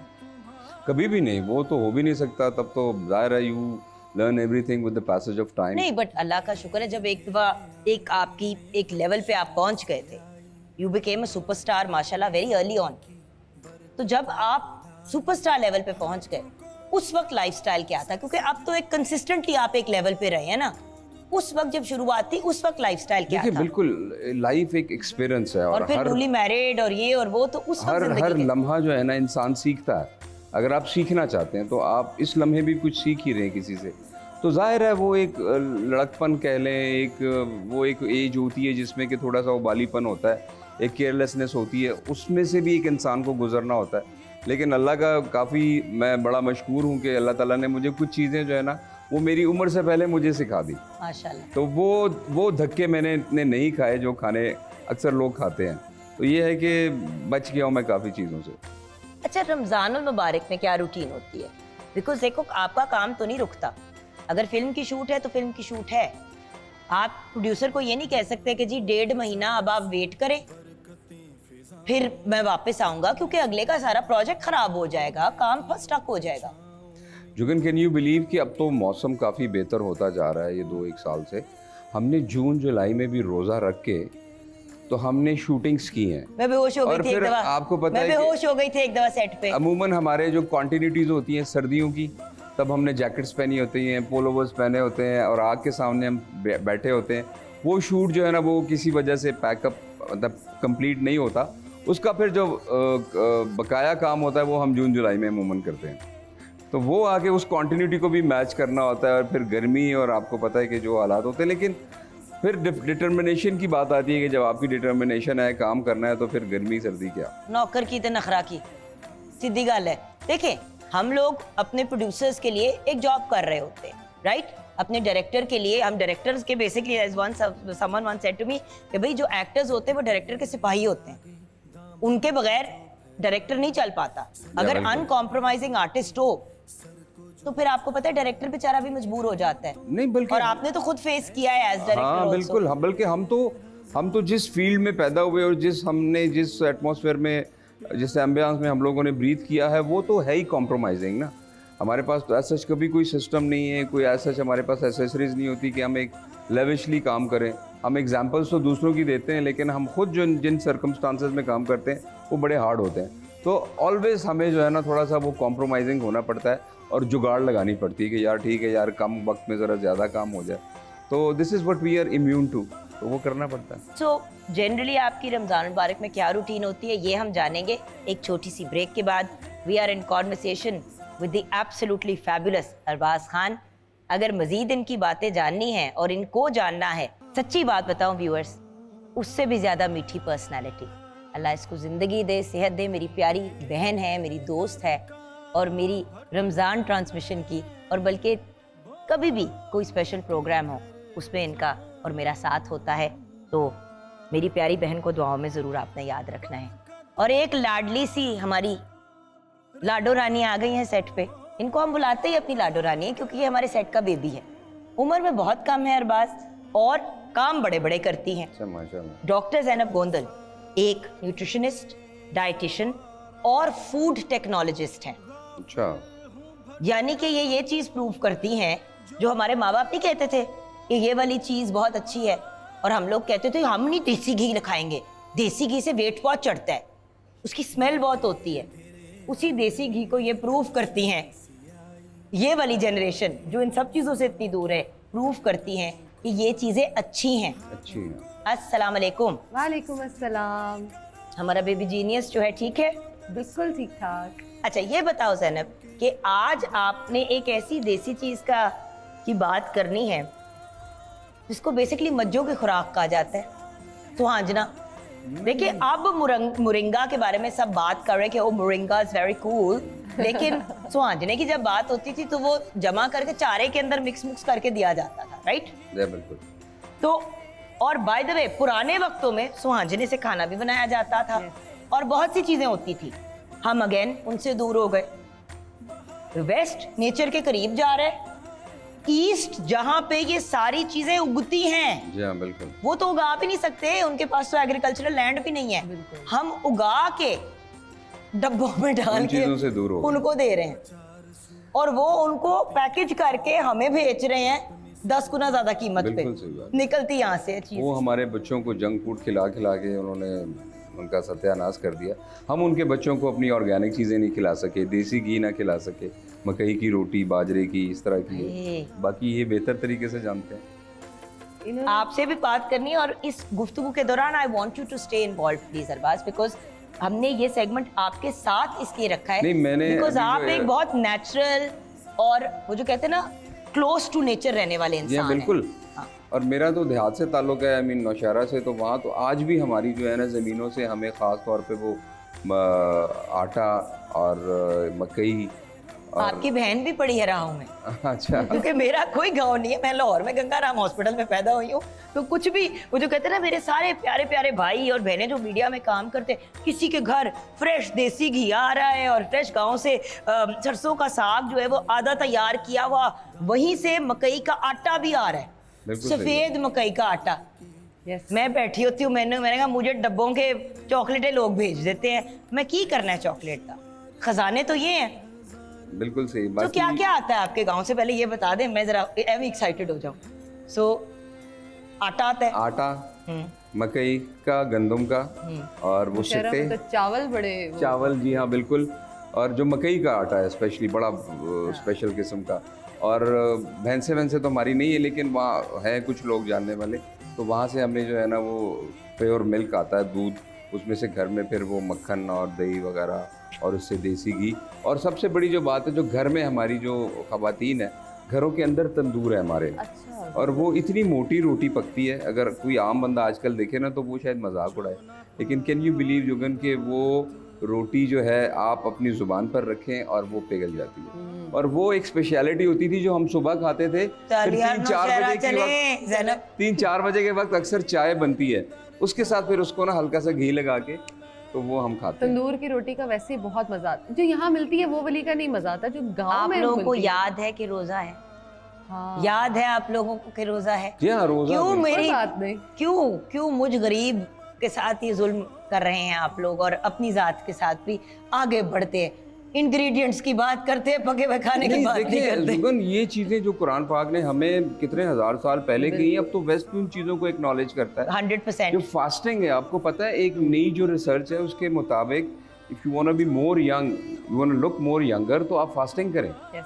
वो जो इंटर्म फास्टिंग का एक बाय द वे, ये अपने सिस्टम है बच्चों कि के साथ वो खड़े होते हैं तो वो स्टेज आ गया कि लोग कहते हो ये आपके बड़े भाई आप हैं। 24 घंटे बाप तो मानने के लिए कोई तैयार नहीं है ना, क्योंकि मतलब he just doesn't look it. बिल्कुल। एक तो he got married very young, I am a witness to this also, so the fact is that obviously he is young. But वो वाली चीज होती है ना कि जब बच्चे, अब हमजा मेरे से ऑलमोस्ट फुट लंबा हो गया है, ही इज ऑलमोस्ट 18, माशाल्लाह। मैं उसको देख रही होती हूँ तो लोग कहते हैं ये आपके, मैंने कहा जी बेटे ही हैं, भाई मत कहिएगा, मेरे मुंह पे तो उम्र आ गई है, it's okay, but it's nice. But अगर आप उम्र चोर हो जाए तो आहा, वो और भी मजे की बात है। और वो हम नेचुरल एंड ऑर्गेनिक चीजों से ही हो सकते हैं। ऐसे ही है। जितना केमिकल डालोगे सिस्टम में, वो फिर चीख चीख के आपकी शक्ल पे, आपके बालों में, आपकी स्किन पे, आपके हाथों पे निकलेगा। तो ब्रेक की तरफ पढ़ते हैं। ब्रेक के बाद सुहांजना यानी कि मोरिंगा की बात करते हैं, उसके बेनिफिट्स की बात करते हैं, और देखते हैं कि कभी अरबाज खान ने इस चीज को ट्राई किया है। ज़ैनब गोंदल को लगा कि शायद हम उनकी बात करेंगे, मगर बिल्कुल भी नहीं करेंगे। कितनी दफा समझाया, house chicken like lentil soup, घर की मुर्गी दाल बराबर। सो दाल बराबर मुर्गी। मुझे ये बताइए सुहांजना, ये क्या बला है? सुहांजना बेसिकली एक पौधा है, उसके जो पत्ते हैं हम उनको पीस कर जो इस्तेमाल करते हैं, उसको हम बेसिकली मोरिंगा पाउडर के फॉर्म में हम बात करते हैं। लेकिन उसको ड्राई करने के भी 2 तरीके हैं, एक सन ड्राइड होता है और एक हवा में ड्राई यानी छांव में ड्राई किया हुआ होता है। आपने जब भी लेना है, आपने जो एयर ड्राइड है वो लेना है। सन ड्राइड में कुछ भी नहीं बचता, वो सब कुछ सन की हीट से इवेपोरेट हो चुका होता है। आपने एयर ड्राइड लेना है, आप घर पे भी इसको बना सकते हैं। आप उसको जो है वो ग्राइंड कर ले और आप उसको स्पून के साथ कंज्यूम कर सकते हो। नंबर 2, इसका कावा पी सकते हो। अब कावा पीने का जो इसका फ़ायदा है, सबसे पहले तो ये, अगर आप डायबिटीज़ के पेशेंट हैं और आपकी बॉडी जो है वो इंसुलिन रेजिस्टेंट है और डायबिटीज़ आपकी कंट्रोल नहीं होती, तो आपके लिए मोरिंगा का कावा या मोरिंगा का पाउडर एक बेस्ट फॉर्म हो सकती है उसको कंट्रोल करने में। अब बहुत सारे ऐसी फीमेल्स या मेल होते हैं जिनमें डायबिटीज़ तो नहीं होती लेकिन इंसुलिन रेजिस्टेंस हो जाती है, यानी उनके जो बॉडी में इंसुलिन का एक लेवल होता है, वो कभी अप कभी डाउन। उनको डायबिटीज नहीं होती लेकिन उनके लेवल्स नॉर्मल नहीं होते और उसकी वजह से वेट गेन बिल्कुल, या बहुत अगर वेट आपको चढ़ा हुआ है तो उतरता नहीं, स्टक हो जाता सो आपने सुना होगा अरबाज के आजकल बहुत सी खवातीन और मर्द हजरात भी एक इंजेक्शंस हैं जो ले रहे हैं वंस अ वीक लगाने के, जिनसे इंसुलिन बैलेंस हो जाती है, वेट कम हो जाता है। लेकिन मैं आपसे रिक्वेस्ट करूंगी व्यूअर्स, वो मेडिसिन और वो injections diabetic and severely pre diabetic लोगों के लिए हैं। जब आप गैर ज़रूरी तौर पे ये इंसुलिन के साथ खेलते हैं अपने सिस्टम में, तो फिर आपका मामला ख़राब हो जाता है। वक्ती तौर पे आपको रिजल्ट ज़रूर मिलता है लेकिन आपका सिस्टम उड़ जाता है। व्यूअर्स, मैं रिक्वेस्ट करी, मैंने कहा इसी नोट पे ये बात ज़रूरी है करनी। I mean, उसके lot of girls and lot of people are using it and the point is, मुझे भी एक दो लोगों ने रेकमेंड किया क्योंकि मुझे 35-40 किलो वेट चढ़ गया था नूर के बाद 3 साल पहले। भाई 3 साल पहले अगर मुझे साल लगा था वो वेट गेन करने के लिए और वो ऑब्वियसली हार्मोनल इम्बैलेंस की वजह से ज्यादा चढ़ा था, तो अब मैं फास्ट फॉरवर्ड पे अजीबोगरीब हरकतें करके वेट लूज करूं? मैंने आराम से किया और अब अल्लाह का शुक्र है, पराठे, निहारियां, हलीमे, तहरी में कौन सी चीजें जो मैं नहीं खाती, अल्लाह का शुक्र है वेट नहीं लग रहा, नहीं चढ़ता। बिल्कुल। सो हम अपनी बॉडी को क्यों ना ट्रेन करें जिस तरह आपने अपनी बॉडी को ट्रेन कर दिया। मैंने आपका वेट ऊपर नीचे नहीं होते देखा इन द लास्ट एटलीस्ट 5-6 और ईयर्स। अल्हम्दुलिल्लाह सब कुछ खाते हैं, वही है ना, बैलेंस डाइट है। बेसिकली हम लोग कंसल्ट नहीं करते, ये सेल्फ मेडिकेशन, और अब तो गूगल आ गया, वो समझते हैं नऊजुबिल्लाह हगूगल जो है ना वो हरफ़े आखिर है, उसने जो कह दिया है वो आप उसको फॉलो करते हैं। बहुत सारी चीज़ें जैसे देखें अभी इन्होंने बताया कि वो एक एयर ड्राइड होता है, एक सन ड्राइड होता है, तो बेसिकली तो ड्राइड चाहिए, वो क्या फ़र्क पड़ता है, लेकिन उसमें भी एक मिथ लेकिन है। जो चीज धूप के अंदर ड्राई होगी उसको हीट मिलेगी, जब उसको हीट मिलेगी तो उसकी जो न्यूट्रिएंट्स है वो कम हो जाएंगे, बिल्कुल सही बात। क्योंकि जब तक वो जमीन में उग रहा होता है तब तक तो अल्लाह ताला ने ऐसा परफेक्ट बैलेंस रखा है कि पानी भी आ रहा होता है, वहां से हीट भी आ रही होती है, तो वो ग्रीन रहता है। जब आपने उसको तोड़ लिया और धूप में डाल दिया तो आप उसको ओवन में डाल दें, बेक कर ले, बात एक ही हो गई। और फिर आजकल ऑनलाइन शॉपिंग का बहुत रिवाज है, लोग उसको पता नहीं बड़ा अच्छा एक एलीट वो समझते हैं, जी मैंने ऑनलाइन मंगवा लिया है। वो जो ऑनलाइन मोरिंगा आता है वो तो मेरा ख्याल है कि उसका 5.5% भी नहीं रह जाता। बिल्कुल, मुशक्कत लोग नहीं करते ना, अगर वो खुद करें और उसको खुद वो करें, उसी से तो फर्क पड़ेगा। So how do we use moringa? Moringa को यूज आप अपनी स्मूदीज में कर सकते हैं, दही के साथ कर सकते हैं, जूसेस में कर सकते हैं, बट कड़वा बहुत पानी के होता है। साथ कर सकते हैं। मैं तो जिस तरह मोरिंगा खुद यूज करती हूँ वो मैं यही करती हूँ कि मुंह में रखा, ऊपर से पानी पी लिया, सिंपल। आप उसको निगल लें, कोई टेस्ट कुछ उसका जो है, लेकिन ऊपर से फिर 1 ग्लास कम से कम पूरा पानी पिए, क्योंकि वो पाउडर आपने अंदर डाला है, तो then drink a whole glass of water at least, या पानी में मिक्स करके आप उसको पी लें। अब इसके जो फायदे हैं ना, फायदों के आगे कड़वा मीठा कुछ नहीं है। आप उसके फायदे देखें, बहुत सारे लोग ऐसे हैं जिनको दूध सूट नहीं करता और वो दूध नहीं पीते, जिसकी वजह से बॉडी में कैल्शियम नहीं है, विटामिन डी नहीं है, डेफिशिएंसी हो रही है, विटामिन बी नहीं है, विटामिन सी नहीं है, आपकी बॉडी में मैग्नीशियम नहीं है, कैल्शियम नहीं है। तो मोरिंगा जो है वो 300 से ज्यादा बीमारियों का इलाज है। 300 से ज्यादा का, ये तो कुछ अजवैन की बहन निकली। बिल्कुल 300 से ज्यादा बीमारियों का हल है कि आपकी बॉडी में जब हार्मोन्स बैलेंस हो गए हैं ना, तो हर चीज ने ऑटोमेटिकली बैलेंस आउट हो जाना। अब दूध से ज्यादा इसमें कैल्शियम है, गाजरों से ज्यादा इसमें विटामिन ए है, विटामिन सी ऑरेंजेस से ज्यादा इसके अंदर मौजूद है, और आप इसमें मैग्नीशियम ड्राई फॉर्म में भी बिल्कुल। अच्छा, अब इसको इस्तेमाल करने के डिफरेंट तरीके आते हैं। जो इसमें हम कावे की बात कर रहे हैं, ऑफकोर्स वो पानी के साथ अगर आप बॉईल कर रहे हो तो वो कम हो जाएगा, लेकिन अगर आप आपने एयर ड्राइड फॉर्म में लिया है तो बेस्ट है। अगर आपने उसके जो फ्रूट होता है जिसको हम सुहांजने की मूली भी बोलते हैं, अगर आप वो डायरेक्टली कंज्यूम कर लेते हो इन द रॉ फॉर्म, या आप उसको कुक करके, जिसमें सालन की आप बात कर रही थी, वो भी होता है, आप उसकी फॉर्म में भी ले सकते हो। और उससे भी मजे की बात, इसका अचार बहुत मजे का होता है। अचार उसकी, अच्छा जरूर मेरे लिए लेके आना बेटा। डन। बाय द वे, जो मैं एक दफा इसने मुझे कुछ पिनियों के बारे में बताया, तो मैंने इसका कहा कि ये किस तरह हो सकता है, तो कह रहा कि चीनी नहीं हम डालते पिनियों में, इनकी अम्मी स्पेशली बनाती है। तो ये बाकायदा अम्मी से 2 डब्बे बनवा के लाई, दोनों किस्म की, एक खजूर की थी और एक दूसरी थी, और फिर मुझे खिलवाई और कहती अब बताएं। मैं कहा बीबी तू ठीक कह रही है, थैंक यू वेरी मच। तो अब मैं कह रही हूँ कि अचार के मामले में आप जितना भी प्रेजेंट करना चाहती है प्लीज कीजिएगा। जरूर। और वो अचार डालेगा कौन? मामा का भी कहना पड़ेगा। हाँ बट ठीक है, मेरी फ्रेंड, सो इट्स ओके। इनका तो कोई कमाल ना हो। ना इनका कभी भी ये सिर्फ बातें करती है, काम सारा अपनी अम्मी से करवाती है। सच्ची बात है अरबाज, जैसे कि हम लोगों ने भी यही किया है बड़े होते हुए। सारे फायदे तो माओ की ही बदौलत है। बेशक माँ, हमारे माएँ, हमारे बाप जिन जिन के हयात है उनकी कदर करें अपने पेरेंट्स की, और जिनके नहीं है बस दुआ करें कि अल्लाह ताला करवट करवट उन्हें जन्नत नसीब करे।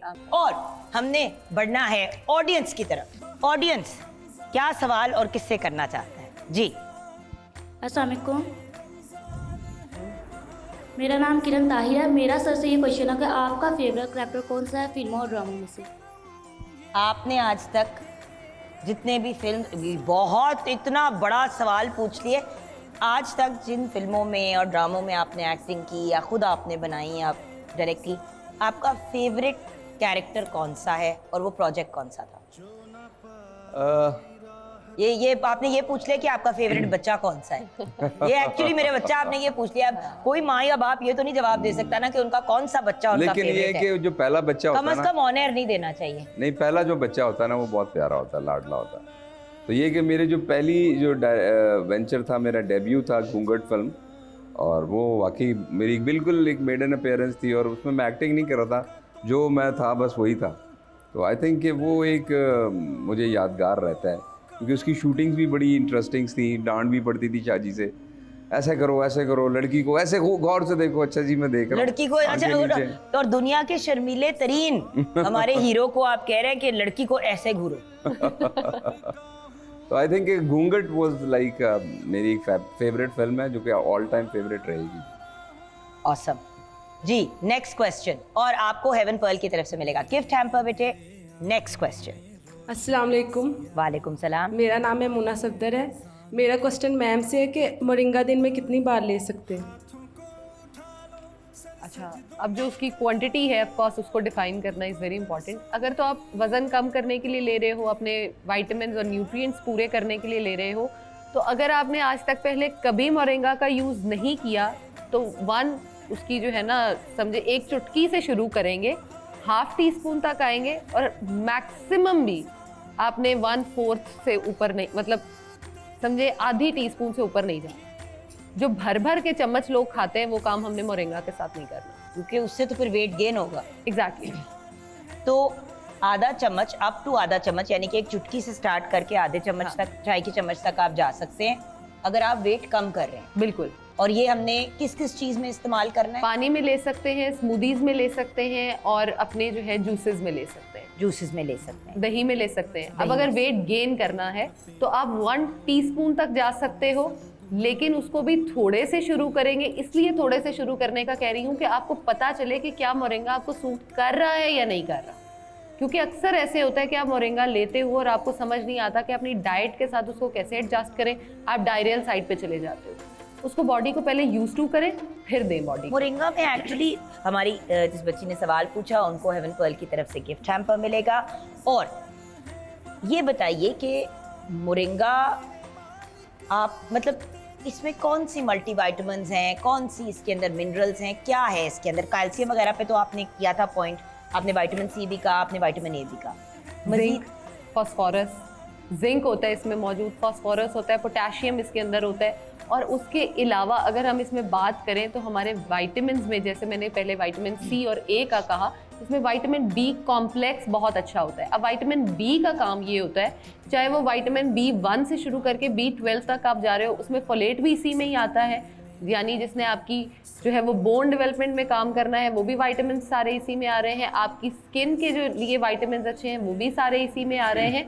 और आपने अगर इसको अपनी कॉन्स्टिपेशन रिलीव करने के लिए करना है यूज़, तो भी moringa is the best option. आप उसको यूज़ कर सकते हैं। बिल्कुल। ऑसम। अब ज़रा अरबाज खान से हमने ज़रूरी सवाल करने हैं कुछ, क्योंकि हमारी लाइव ऑडियंस भी सवाल करती है और फिर ऑनलाइन भी हमारे पास सवाल आते हैं जी। सबसे फनी इंसिडेंट सेट पे जो हुआ हो आपके करियर में, जो आज भी सोचते हैं तो बेसाख्ता कहका निकल जाता है? वो ऐसा था कि एक फिल्म में मैं था और मेरे अब्बा भी थे उसमें, आसिफ खान साहब। वो एक बिज़नेस टाइकून होते हैं, मैं एक कॉलेज बॉय होता हूँ, यूनिवर्सिटी गाय, और हमें एक ही लड़की से प्यार हो जाता है दोनों को, अब्बा को और बेटे को। और ये आपके असल अब्बा हैं on top of that, awkwardness का अगला लेवल। और फिर वो वाइंड अप में फिर हमारा एक फ़ाइट का सीक्वेंस आ गया। अब वो मुझे फाइट इंस्ट्रक्टर कहने लगे कि आपने इनको पंच करना है। मैंने कहा यार मैं तो नहीं करूँगा, सवाल ही नहीं पैदा होता। मैंने कहा सर ये तो फिल्म है। मैंने कहा यार बाहर में गई फिल्म। मैंने कहा मैं जिस इलाके से मेरा ताल्लुक है ना वहाँ पे। नहीं तो अब्बू का क्या रिस्पॉन्स था? अब्बू तो ही वाज जस्ट नॉर्मल, वो तो माशाल्लाह मतलब तब बहुत प्रोफेशनल, मेरी बिल्कुल स्टार्ट की फिल्म थी, तो मैं तो बहुत घबरा गया। तो उन्होंने कहा नहीं जी आपने फाइट करनी है और आपने पंच भी मारना है। मैंने कहा यार ये मैं नहीं कर सकता, क्योंकि मैं जिस इलाके से मेरा ताल्लुक है ना वो लोग तो मुझे वैसे ही कत्ल कर देंगे। वो ये नहीं सोचेंगे कि ये फिल्म में कैरेक्टर है, तुमने बाप को थप्पड़ मारा यार। तो मैंने कहा नहीं यार सिंपली इसको कुछ और कर दें। तो फिर वो बस बातों बातों में ही कुछ इस तरह का क्लैश हो गया। तो वो एक बड़ा फनी सा सीक्वेंस था, क्योंकि जाहिर ही अब हर चीज जो आपने मार में क्रॉस करना है वो जबान से तो नहीं हो सकता। जी हाँ, और वो डायलॉग कुछ ऐसे थे, वो कहते हैं वो मेरी है, मैं कहता हूँ वो मेरी है। तो वो अब्बा और बेटा जो है ना और सगा बाप बेटा जब इस तरह की कॉन्वर्सेशन कर रहा हो जिनका आपस में इतना एक डिसेंट और महजब रिश्ता है। अच्छा बट अब्बू के साथ एक नेचुरली भी दोस्ती है या नहीं, या फॉर्मल ताल्लुक? नहीं है, कभी भी नहीं है। बस पता नहीं क्यों, हालांकि मैं अपने बच्चों के साथ बहुत फ्रेंडली हूँ, मेरे वाले साहब मेरे साथ नहीं थे बहुत। एक आज भी हम एक मतलब जितनी मर्जी एक कोलैबोरेशन तो है, लेकिन वो एक लेवल नहीं है, वो कंफर्ट लेवल उतना नहीं है कि मैं दिल की कोई बात भी खुल के उनसे कर सकता। तो इमेजिन फिर ऐसे ताल्लुक में सामने खड़े होकर कहना वो मेरी है, नहीं वो मेरी। हाँ वो कह रहे हैं जी वो मेरी है, वो कह नहीं मैं ऐसे कर दूंगा। तो it was like a very funny moment कि मैंने कहा यार देखो एक्टिंग में ये कुछ भी स्टार का बेटा होना क्या मुश्किल काम है या आसान?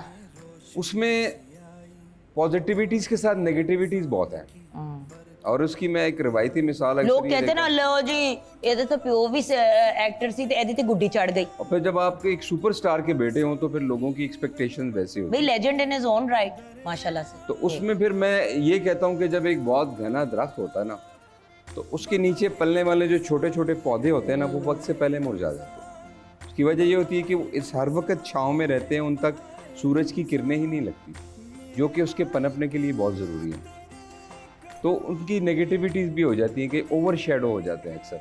क्योंकि लोग इतनी हाई देखिए, एक होता है कि यंग पर्सन आता है मीडिया के अंदर तो लोगों की कोई उम्मीद कोई एक्सपेक्टेशन नहीं होती। तो अगर वो थोड़ा सा भी अच्छा परफॉर्म करता है तो लोग वाह वाह करते हैं कि वाओ यार न्यू कमर क्या बात है।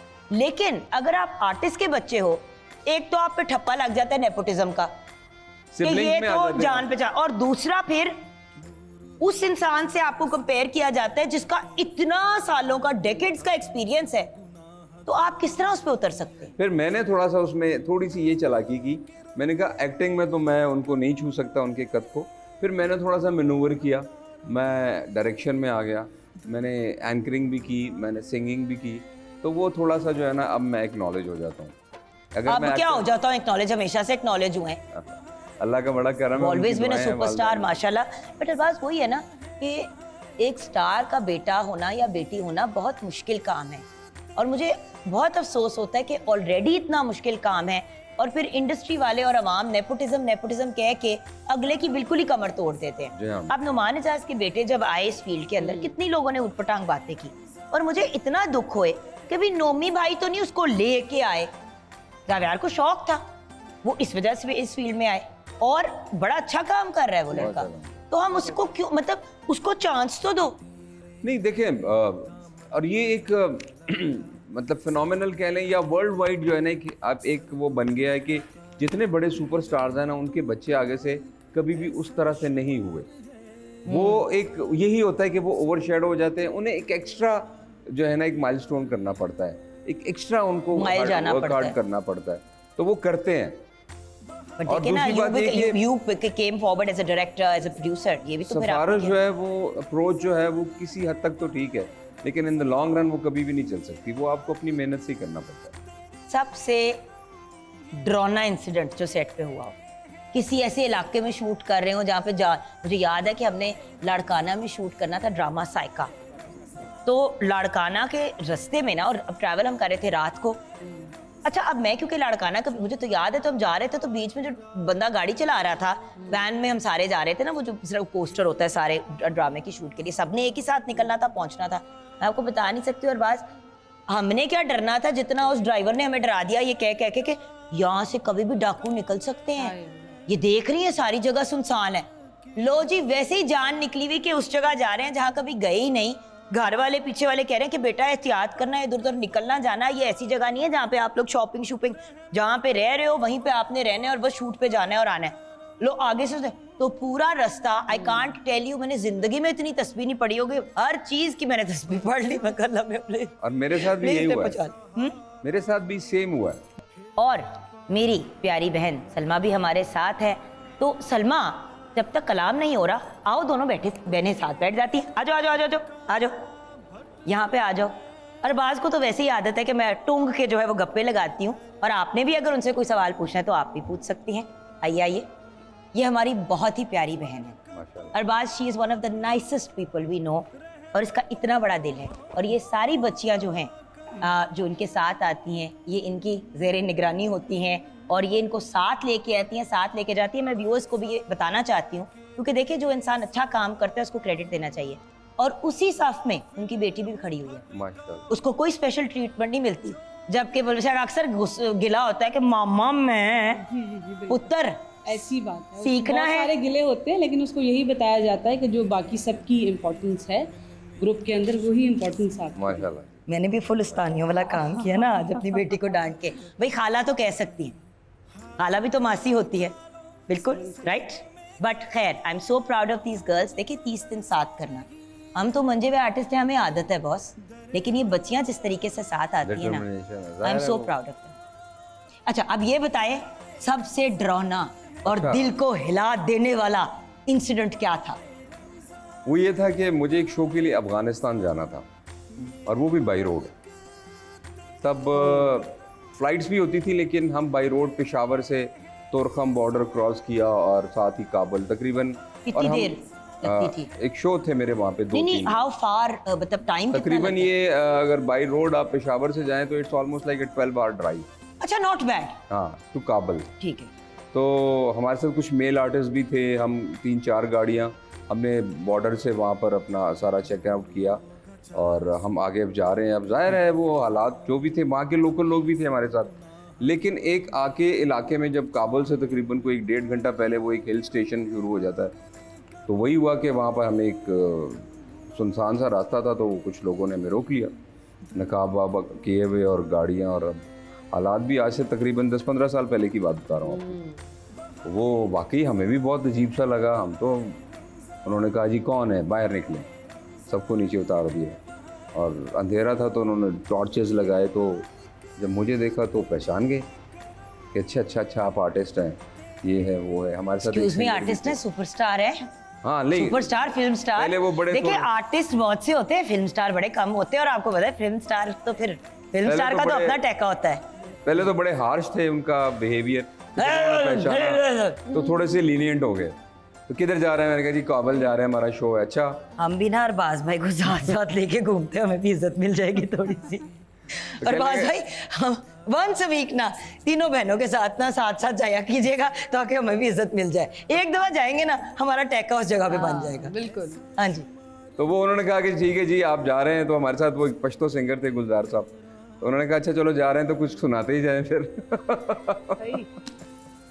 अब ये बंदूकों तानी भी है, उन्होंने तानी इतनी मिल, उनके पास बंदूकें थी। फिर वो बड़ा फ्रेंडली माहौल बन गया और सड़क पे खड़े खड़े बेचारा डर के मारे, जो उसके मुंह में आ रहा है, एक छोटी सी उसने गजल सुनाई उनको। उन्होंने कहा जी चलें जी ठीक है। बाय द वे अरबाज गाते भी बहुत अच्छा है, अल्लाह ताला ने इनको बहुत खूबसूरत आवाज से नवाजा है। और मैंने 1-on-1 सुना है। रमजान ट्रांसमिशन है इसलिए अप्रोप्रिएट नहीं बनता, but I have to tell you that he has a beautiful voice. और ट्यूनर शुनर वाले कॉम नहीं है ये। थैंक यू, मेरा एक क्वेश्चन है, जैसा कि भी आपने ये देखा ना, अंदर की होस्ट उछल के बाहर निकल, उछल के बाहर निकल। हाँ जी। तो जैसा कि भी एक इंसिडेंट आपने सुनाया कि पठानों के साथ आपका जो है वो वास्ता पड़ा और फिर वो कुछ हार्श भी थे और बाद में वो गाना सुनने के बाद थोड़े नर्म भी पड़ गए। हम चूँकि खुद मैं भी पठान हूँ, अच्छा, तो उसमें फिर मुझे पता है कि पठान एट टाइम्स कितने हार्श हो जाते हैं। तो आप जब काम करते हैं तो पठानों के साथ ज़्यादा कंफर्टेबल होते हैं या नॉन पठान? भाई he is one of the biggest Pashto film heroes in the industry, नहीं, the मेरा biggest. तो अल्हम्दुलिल्लाह कंफर्ट जोन ज़्यादा कहाँ पर? नहीं, ऐसा नहीं है। मेरा तो स्टार्ट करियर उर्दू फिल्म से था। हाँ जी। फिर टेलीविजन ड्रामा, फिर हमने इनको पंजाबी, वापस- फिर मैं पश्तो फिल्म में आया। तो ऐसा नहीं है कि कोई ऐसा कि जी ये पठान है या ये नॉन पठान है। वो एक कंफर्ट लेवल होता है जो तकरीबन, और मैं खुद बड़ा कॉम्प्रोमाइजिंग हूँ। मैं खुद वो एक लेवल डेवलप कर लेता हूँ। तो ऐसा कभी नहीं है। और काम को तो मैं इबादत समझता हूँ। मैं बहुत उसको बहुत इबादत से और बड़ा नहीं, focus आई से थिंक वो जो सवाल पूछ रही हैं कि देखिए, जैसे कि आपने कहा कि नौशेरा से बिलोंग करना, वहाँ से सारा वो बैकग्राउंड होना, अब्बू के साथ अगर मैं ये फिल्म के अंदर सीन करता मारने का तो मसला भी बन सकता था, राइट? तो मैं उसी पर्सपेक्टिव से आई थिंक वो पूछना चाह रही हैं कि काम सबसे ज़्यादा कंफर्टेबल होके Urdu film, Punjabi film, Pashto film, कौन से वही एरिया मैं में? कह रहा हूँ, हर किसी के ये साथ कोई पर्टिकुलर नहीं है। वो एक कोई लैंग्वेज जो है ना, वो बाउंड्री नहीं है। बेसिक चीज़ काम है। वो चाहे मैं उर्दू फिल्म कर रहा हूँ, चाहे मैं पश्तो फिल्म कर रहा हूँ, चाहे मैं कोई, वो मेरी डेडिकेशन वही होती है। और लोग भी मुझे तकरीबन वैसे ही मिलते हैं। तो एक स्पेसिफिक एरिया को अगर वो करना, एम्फोसाइज करना, मेरा ख्याल है कि वो ऐसा नहीं है। ऐसा आई बीन वेरी लीनियंट, और लोग भी मेरे साथ बहुत लीनियंट है। आप तो लीनियंट है, ये बड़ी स्ट्रिक्ट है। चले जी, अब आपने पठान तो होते ही स्ट्रिक्ट है, बाय नेचर तो स्ट्रिक्ट है। अच्छा, मेरा एक्सपीरियंस बहुत डिफरेंट है, बट खैर, I mean I have always found generally Pathan people to be so warm, so welcoming and so generous.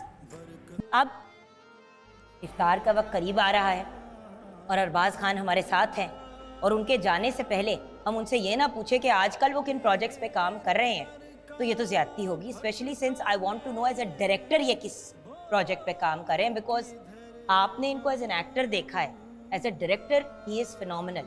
और जिस बंदे ने भी इनके साथ इनकी डायरेक्शन के अंडर काम किया है, इनको दिल से दुआएं देते हैं कि लगता है कि जैसे गोल्डन ईरा के ज़माने के किसी डायरेक्टर के साथ काम करें, मोहब्बत, प्यार, रिगार्ड। डायरेक्टर्स की ज़बान तल्ख भी हो जाती है, ऊंच नीच भी बात कर लेते हैं, लेकिन अरबाज खान, इन पे अल्लाह का कुछ खास करम है। जी अरबाज भाई, थैंक यू सो मच जी। सबसे पहले तो बहुत शुक्रिया। आज वाकई बहुत अप्रिसिएशन मिली मुझे, और आपने इतना मुझे सराहा। Thank you so much. मैं इस काबिल नहीं, लेकिन लोगों की मोहब्बत है, प्यार है उनका, और मैं शुक्रिया अदा करता हूँ।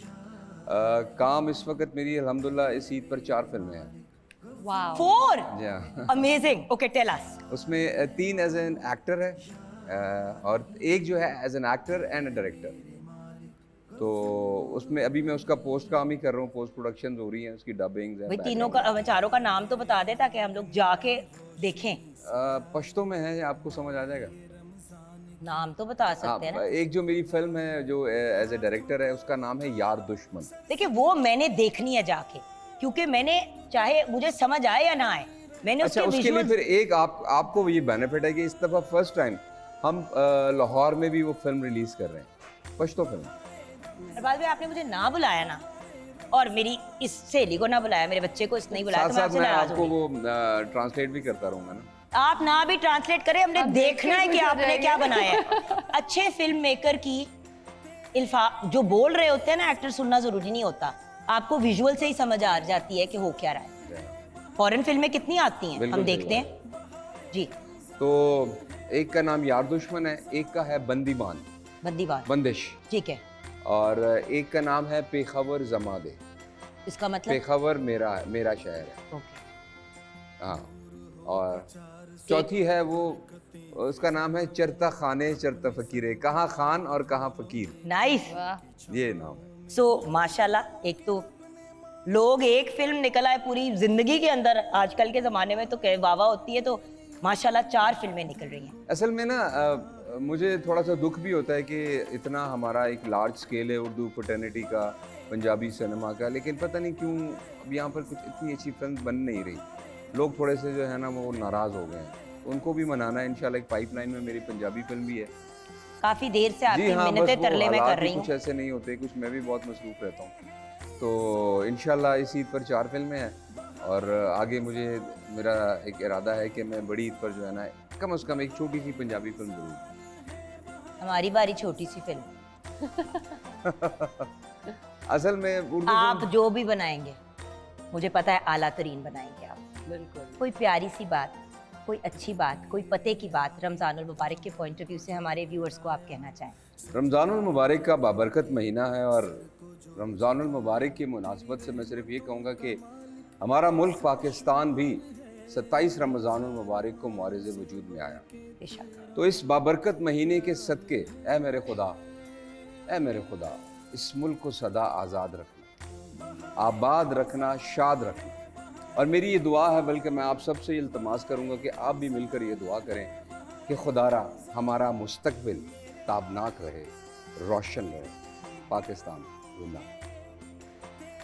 नहीं, खूबसूरत पैगाम के बाद बनता तो ये था कि हम ट्रांसमिशन ही क्लोज कर देते, लेकिन अभी हमने दुआ की तरफ भी जाना है। आऊज़ु बिल्लाहि मिनश शैतानिर रजीम, बिस्मिल्लाहिर रहमानिर रहीम, अल्हम्दुलिल्लाहिल्लज़ी हदाना लिहाज़ा व मा कुन्ना लिनहतदिया लौला अन हदानल्लाह, अल्लाहुम्मा सल्लि व सल्लिम अला सय्यिदिना व मौलाना मुहम्मदिन व अला आलिहि व अस्हाबिहि व बारिक व सल्लिम।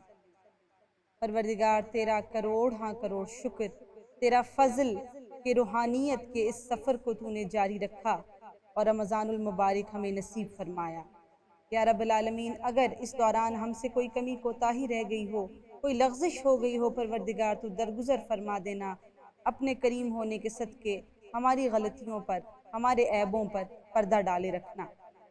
या रब्बुल आलमीन, रहम करम की इंतहा का महीना है।